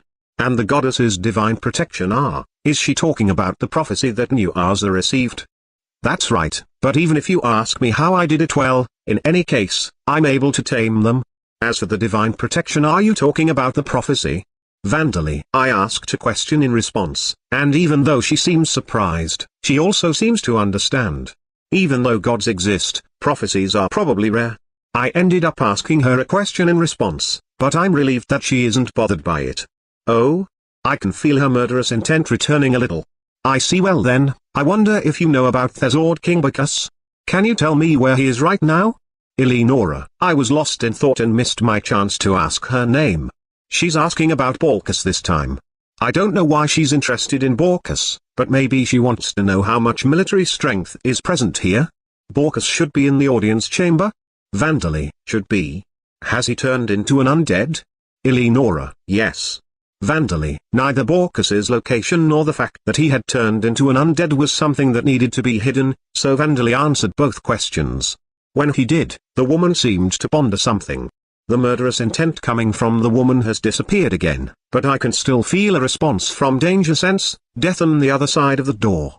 I should call Borkus and the others here just in case. I have to awaken my undead insects, ask them to come to the room below, and also, how did you repair the castle and the city? It should have been considerably damaged. Did you make the undead repair them? Eleonora. And then the woman asked about the castle and the city. She might have been surprised after seeing the restored Talersheim that had previously been a ruin. No, I made golems to repair them. Vandally, repairing things by making golems is definitely extraordinary. Even now, it costs thousands of mana to make a single golem, sometimes even more than 10,000. Even if it's theoretically possible, it's definitely impossible for ordinary alchemists to do in practice. The golem transmuter job was undiscovered, so only someone with over 100 million mana could possibly use such a method. As Vandally had no proper knowledge regarding golems, that was how he interpreted the woman's surprised reaction when he mentioned golems. And then the door behind the woman opened and several people stepped inside, led by an irritated-looking man. Things have changed. For now, I'll turn the floor into a golem. The men who have entered aren't hiding their faces and don't have weapons drawn, though they are armed. They're shooting dangerous glares in this direction. Come to think of it, including the beautiful woman, all of them have crimson pupils. Oi, how much longer are you planning to take? Sir Krent, the man is saying something dangerous, that I should be disposed of since there's no further use for me. He's not even making an attempt to conceal his murderous intent and malice. Despite that, he seems fully concerned about the woman, not me. Is the battle finally beginning? Vandally thought, but the woman began arguing with the man, still maintaining eye contact with Vandally. This child might be beneficial to us. It would be useful to ask him how he tamed the undead and how he used golems to repair the ruins. Eleonora, I'm happy that you acknowledge my value, but it'd be really helpful if you could try and stop the man. Still, saying things like this while looking into the eyes of the person you're referring to is quite questionable, isn't it? Eleonora, have you gone insane? The mission we received was to kill that damp. That takes priority, and everything else can come after we have accomplished that. Any secret knowledge or rare skills he might have are irrelevant. Sir Krent, this was the response the man gave. Vandally had finally learned the beautiful woman's name, but he had also heard something that he was far more concerned about. Killing the damp takes priority? Does that mean that these are believers of Elder? They're not spies from the Orborn Kingdom? Was everything about the evil god a lie? It seems like all of my guesses up until now have been wrong. But why is this man saying these things calmly right in front of me? He's either very confident in his own abilities or simply underestimating me. Either way, it's unpleasant. Eleonora, you do it. If you don't, I will report to Berkine-sama that you refused to kill the damp. Sir Krent! You bastard Eleonora. And at the end of it all, Eleonora is being threatened to kill me. It seems that this Berkine they mentioned is a really fearsome person. But this Eleonora person hasn't broken eye contact with me during all this talking. Don't her eyes hurt? Mine sting a little. While these thoughts ran through his mind, Vandally decided how he was going to deal with these people. For now, I'll capture all of them alive. I could question them after killing them, but if they were dispatched by the Orborn Kingdom, I could use them in the future if I capture them alive. Eleonora's murderous intent rose a third time. Did she intend to kill Vandally as she had been ordered to by Berkine? Can you come here? Eleonora, it seemed that she had steeled her resolve. She asked Vandally to move closer. It can't be helped. I'll approach her, and at the timing at which she tries to kill me, Vandally approached her while thinking this. He entered the range of a possible kick, but Eleonora didn't move. Her murderous intent faded rapidly. He approached close enough that he could reach out and touch her, but she still didn't move. He couldn't feel her murderous intent at all anymore. Even consciously using the danger sense, death that was always active, there was no response. It seemed that she had either decided not to kill Vandally or become unable to. With this, she was no longer an enemy. However, he could feel a remarkable response from the men behind her. Unlike the response he could feel from Eleonora, the response he felt from them was growing larger. And it was pointed at not only Vandally, but at Eleonora as well. A conflict within their organization? Well, unlike me, she's not in enough danger to be killed suddenly. This isn't good. As Eleonora took Vandally's head in both hands and lifted him up, the men moved. Do it, you bastards. Dispose of the damper and Eleonora as well. Just like we did to that piece of trash, Valen. Sir Krent. The proud-looking man shouted with bloodshot eyes, and his subordinates drew their swords to kill Vandali and Eleonora. Their movement was faster than he had expected based on the response he felt from danger sense, death, and he reacted a moment too late. Using telekinesis, Vandali flew backwards together with Eleonora. The bed creaked and blood sprayed from her wounded back. However, it seemed that the wound that almost reached her lungs wasn't enough to kill her. That was to be expected, she and the others were all vampires, after all. Having finally realized this, Vandali looked at the men, still being held in Eleonora's arms. They were shouting something, but he didn't care about that. What did you say just now? Vandali, that piece of trash, Valen. These men had called Vandali's father, who had been killed before he was born, Darce's husband, a piece of trash. The effect of the charming demon eyes has been cut off. Kill him before he summons the undead outside. Sir Krent drew his own sword as he spat orders at the subordinate vampires whose movements were slowed as if they were in awe of the damp. He had no intention of exchanging words with Vandali, no matter what he said. If Eleonora heals herself and becomes able to fight, I will not be able to defeat her. If the Damper summons his undead, we will be overwhelmed by their numbers. The two of them joining forces would be the worst possible turn of events. They have to be killed now at all costs. The subordinate vampires bared their fangs and rushed in to tear the two of them apart with their swords and claws. Drop. Vandali. However, the floor disappeared from beneath their feet. The floor that Vandali had preemptively turned into a golem changed shape with Thegelum transmutation skill, turning into a makeshift pitfall. A pitfall? Vampire. Impossible. Vampire. The vampires and the bed fell down helplessly. Only the floor below the bedside table remained as it was, but the vampires who had rushed in towards Vandali and Eleonora hadn't noticed that. This is? Eleonora, on top of the bed that defied gravity to float downwards gently. Eleonora was astonished. Too many things had happened in a single instant, her mind wasn't processing all of this new information quickly enough. As she blinked, seemingly unconcerned about the wound on her back, Vandali thought that she looked quite adorable with this expression now that her formidability was gone. It would have been good to be able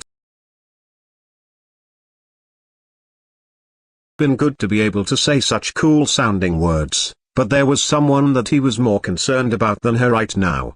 Please wait a moment. Vandali, he wasn't really concerned about Eleonora. She wasn't an enemy. She had appeared before him with murderous intent, but that murderous intent had vanished without Vandali having done anything to it.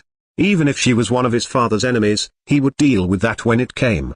Vandali turned his eyes towards Sir Krent. Such impudent acts. Sir Krent, the noble-born vampire Sir Krent who possessed the ability to fly, had fallen for a moment, but now he had regained his stance and was floating lightly in the air.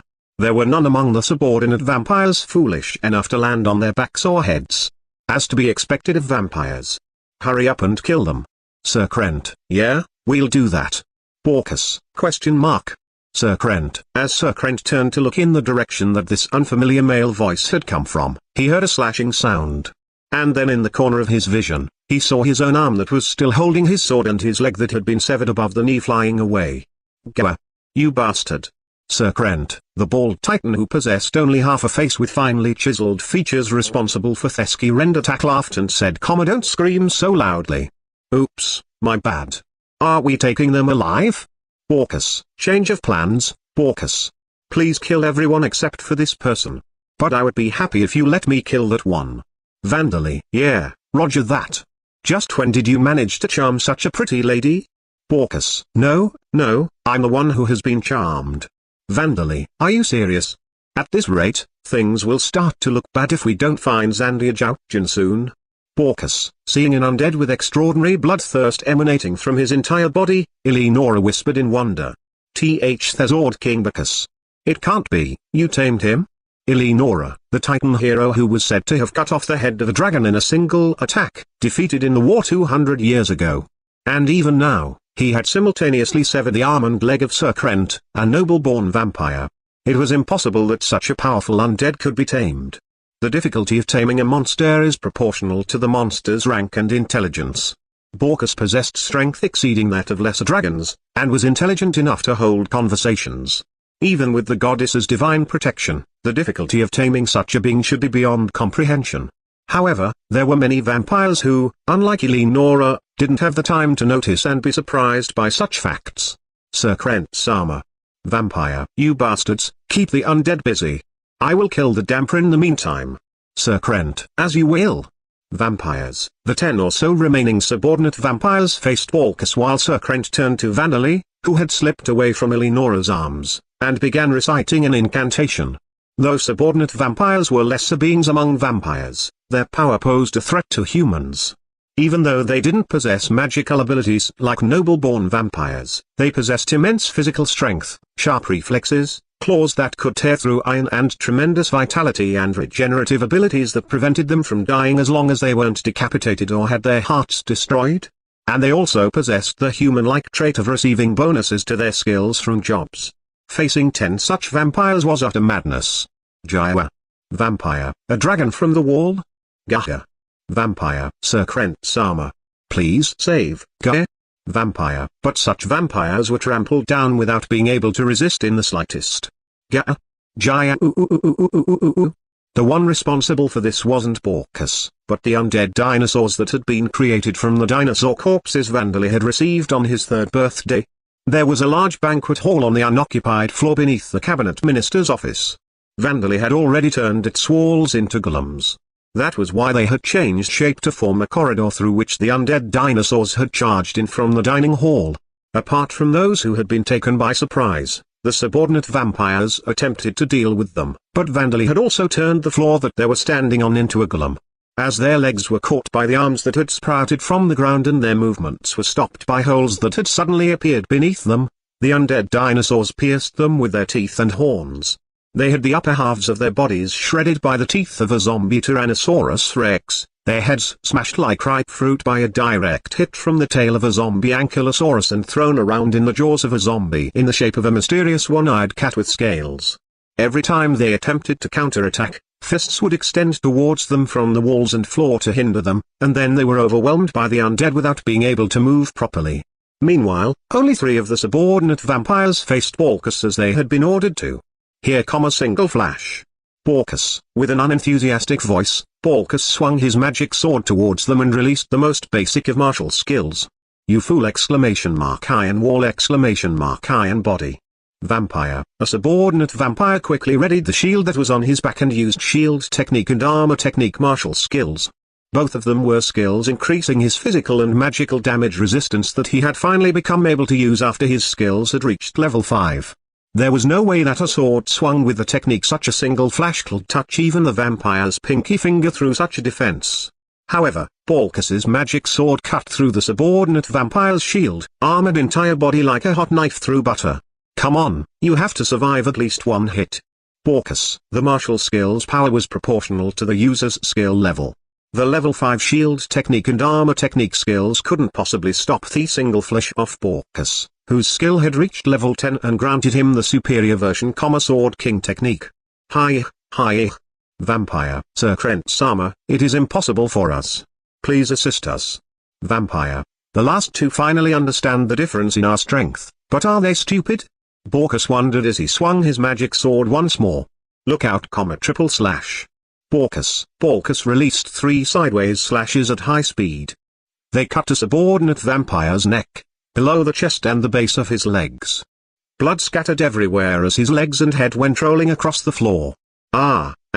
Vampire. But the other one was saved by the fact that he's only had both legs cut off just above the knees. Well, I'll kill him soon as well anyway. Wait. I surrender. I'll tell you anything.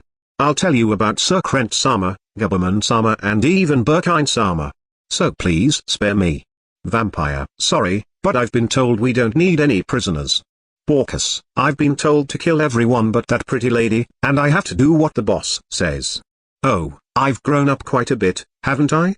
And it's an old saying that you should kill goblins no matter how pitiful they look. Balkus. Saying an old proverb spoken amongst adventurers since old times, Balkus swung his sword 3 times. Scattering blood everywhere, the 3 small fries had turned into masses of meat giving off a delicious smell. Well, you can blame yourself for becoming that kid's enemy. Balkus. Balkus picked up one of the legs rolling around and began munching on it raw. Delicious. Subordinate vampires taste better than they look. I suppose I'll try their brains and organs next. I should have at least brought some salt with me. With fresh meat as a snack, Balkus watched the execution. Die, you damn damp. Sir Krent, shouting these words, Sir Krent unleashed a lightning attack. The lightning that was writhing through the air like a snake was probably very powerful. There was no doubt that being grazed by it would stop Vandali's heart and taking a direct hit would turn him into ash. However, it vanished upon coming into contact with the magic absorption barrier surrounding Vandali's body. Well. Very well, I will slaughter you personally with my claws.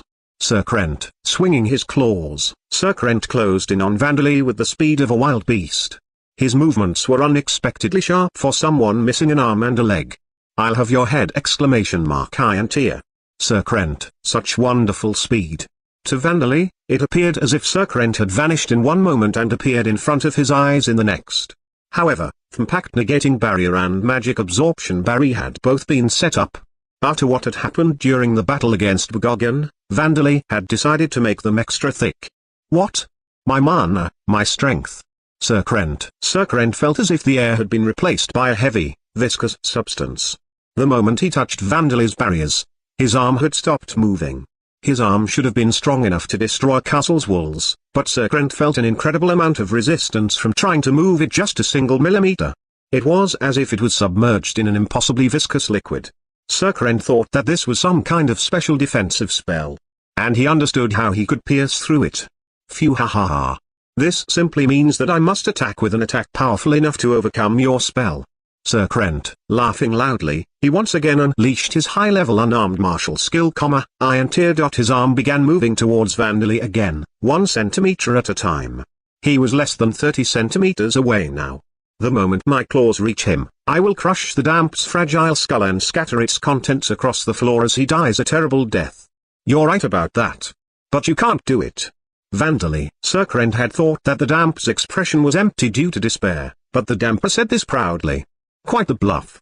Sir Krent was inferior to Eleonora, but his mana and martial skills were worthy of being called those of a noble-born vampire. It will take some time, but even with one arm, breaking a barrier like this would be one arm. Sir Krent's arm and leg haven't regenerated. Eleonora noticed that Sir Krent's wounds were simply continuing to spill blood. With the regenerative ability of a noble-born vampire, the wounds should have stopped bleeding and begun to regenerate by now, like the one in her own back, unless cut by a sword made of silver or a magic sword of the light attribute. I've used a spell called Healing Negation that nullifies self-healing abilities. It only works while I continue casting it, but it's enough to kill you. Vandali. It took a moment for Eleonora and Sir Krent to understand the flat-toned words that Vandali spoke. Sir Krent. The moment he finally understood what Vandali meant, Sir Krent let out a shout that didn't quite sound like a scream or roar. He tried to break through Vandali's barrier at all costs. Before he died from losing too much blood. Vampires have incredible regenerative abilities. Noble-born vampires in particular can lose limbs and regrow new ones, and after some time passes, the limbs return to normal. That was why Eleonora and Sir Krent never bothered learning healing spells. They didn't even carry potions with them. Sir Krent attempted to use lightning and fire spells as a last-ditch effort to cauterize his wounds and stop his bleeding, but they faded away as they had their mana absorbed by the magic absorption barrier. And the more he struggled, the more blood poured out of his open wounds. Sir Krent. Sir Krent's movements grew remarkably weaker and his originally white skin became deathly pale. You bastard, I am the subordinate of the pure-breed vampire Guberman who has received the divine protection of the evil god of joyful life. Hikaku, if you kill me, hundreds of vampires will. Even the Mage Shield Nation is our puppet. They'll send their forces here. If you don't want that to dash Sir Krent, and then he started begging for his life. But it was partially true. Vandali seemed to think that his words had some merit to them. He looked not at Sir Krent, but at Eleonora behind him. What this guy is saying, is it true? Vandali. On the other side of Vandali, Eleonora could see Sir Krent's face tensing up. No. This man who killed your father is indeed the subordinate of a pure-breed vampire, who does have connections to the Mage Shield Nation. But they will not move for the sake of this man. Eleonora, you bastard, wagging your tail for a damn Sir Krent, your breath stinks. Vandali plunged both of his arms into the angry Sir Krent's chest. Gaga? Sir Krent, with spirit form transformation applied to his arms, he moved them around inside and extracted his spirit while he was still alive. I've never met my father, so I can't say that I love him. I don't even know if I respect him. So even if you ridicule my father, even if you're the one who killed him, I can't hate you on his behalf. Vandally, and I've learned the hard way on Earth and in Origin that blood relatives aren't always your allies. And then Vandally began to tear the spirit that he had pulled out. Jaiwa. Sir Krent, but my mother loved my father. And the fact that you have connections to the Mage Shield Nation means that you're not entirely unrelated to her death. I'm sure you were involved with the extermination force that was sent into the Devil's Nest Forest, too. That's why I hate you bitterly. I'll never forgive you. I don't want to be liked by you. You make me sick. I'm not going to let you have another life. Vandally, his spirit form arms found a shining sphere, the size of a marble that he could pinch between his fingers. And then he seized it. Stop. Anything but that. Sir Krent, this sphere was a soul. The core of a spirit, covered in spirit form. If compared to a cell, this was the part that would contain genetic information. Sir Krent understood this instinctively and pleaded with Vandally, but Vandally wasn't listening. He crushed Sir Krent's soul with all of his strength. Jaya. Sir Krent, with a cracking sound, it crumbled and fell to the floor. The base fragments that made up Sir Krent danced in the air like particles of light. Sir Krent, who had been screaming for his life, stopped moving at that moment. His heart was still beating and he was still breathing, and if there were machines available to perform electroencephalography, they would probably be able to detect brain waves. However, Sir Krent would never move again. What a nice sound, I've always wanted to do this. Vandally, he had broken a soul. In manga and light novels, Vandally had occasionally seen spells or items that could break or destroy souls, but he had always wondered ever since his time in Origin whether it was really possible to do it. Because in this world and even on Earth or in Origin, there was no hell to punish the dead. It was impossible to imagine that Rod Corti, the god of the circle of transmigration, would make the effort to create one. If the guys who have taken everything from me were to simply die, pass on and be reincarnated, it wouldn't be worth it. But those who had their souls broken would have only oblivion awaiting them. Their souls would never find their way to Rod Corti. There would be no new start for them. But it takes a bit too long. It's not something I can do during a battle. I have to do it after immobilizing them or killing them first, I suppose. Vandally put Sir Krent on the floor. He turned to see Borkus staring at him with his jaw dropped, half-eaten subordinate vampire leg still in hand, and the petrified, wide-eyed Eleonora. What are they so surprised about? Just now, what did you do to him? You broke something of Sir Krent's, what was it? Eleonora, I'm an undead, and even I could see it. If my eyes aren't playing tricks on me, that was his soul. The kid went and broke that vampire's soul. Haha, he really did it. Borkus, his soul. Eleonora's expression was one of dumbfounded awe, while Borkus gave a nervous laugh. Vandally consciously used the muscles in his cheeks that normally never moved to smile at them.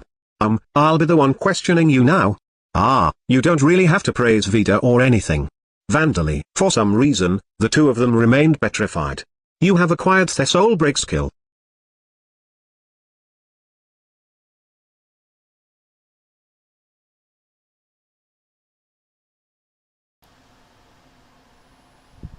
Chapter 45, apparently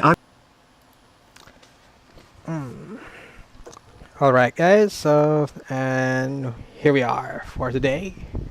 So I went and fixed the clouds as you saw, and I think it's pretty good.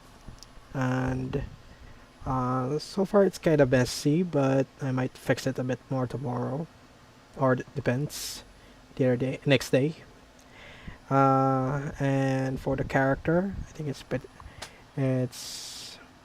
the color is better, getting there to what I desire it to be.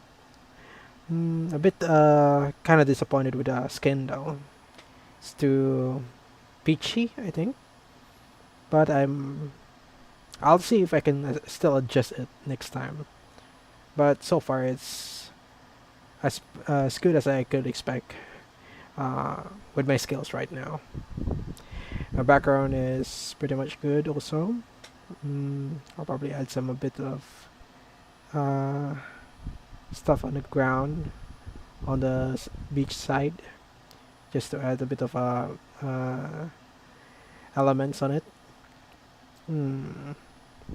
But yeah, the shrimp looks really good already, even though I only added a bit of editing and blending. Looks really nice, and weapon's pretty solid already also. Yeah, I think next. I didn't manage to finish it today, but I'll pretty much finish it next stream that I'll do. I just want to make sure that everything goes well when I upload it, and yeah, with fresh eyes, I can see what other errors I did or what things I can add while I'm seeing this after a few hours uh, not looking at it.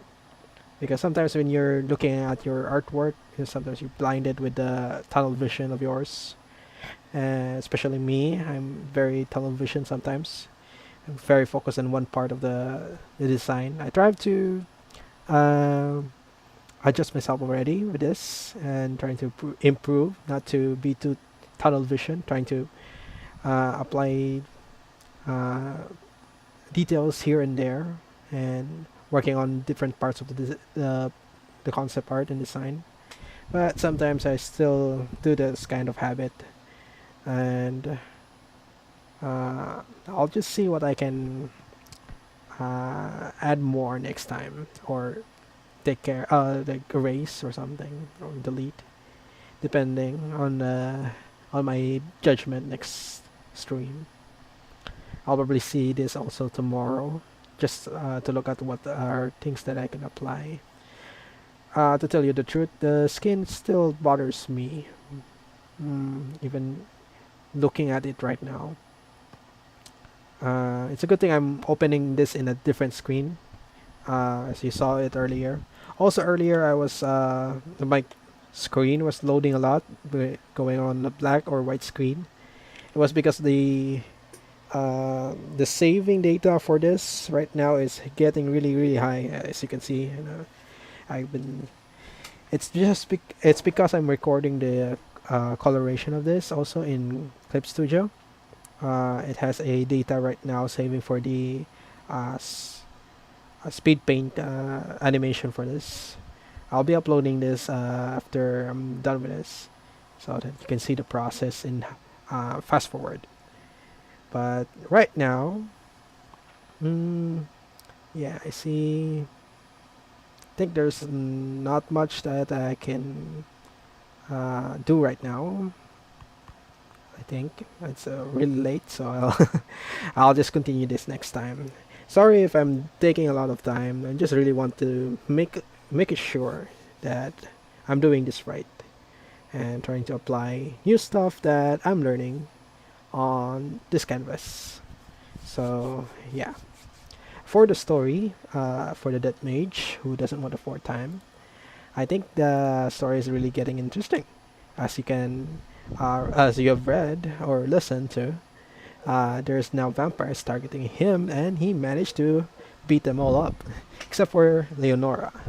So Leonora, it will be very obvious that she would pretty much be joining Vandal's team now that she has been charmed by his beautiful red eyes. So instead of her charming Vandally, she charmed him. He charmed her. So it went to the opposite way.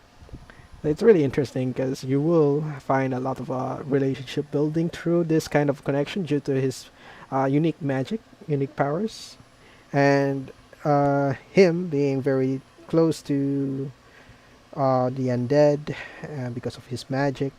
Also for the vampires because they're technically undead also. So that's why they were hesitating to attack him at the very beginning when they saw him. Uh, so, but obviously that doesn't really affect their full decision. They can still choose to reject his charm and attack him, but it is still powerful enough for one of the loyal vampires to go to his side, and pretty much we will learn more about what will happen next time, what will be her relationship with Valerie and the rest of the people. But I'm pretty sure that she'll be joining the team, and what will be their relationship now that they have a vampire in their team. So let's look forward to it in the next next episode. Okay. Oh, mm, so far, I have nothing else to say. Thank you again for watching this video. Hopefully that you will leave a like and subscribe. That will help tremendously to me if you would do so. And I'll see you again next time. This is your boy Shrimp, and I'll be heading out. Thank you very much.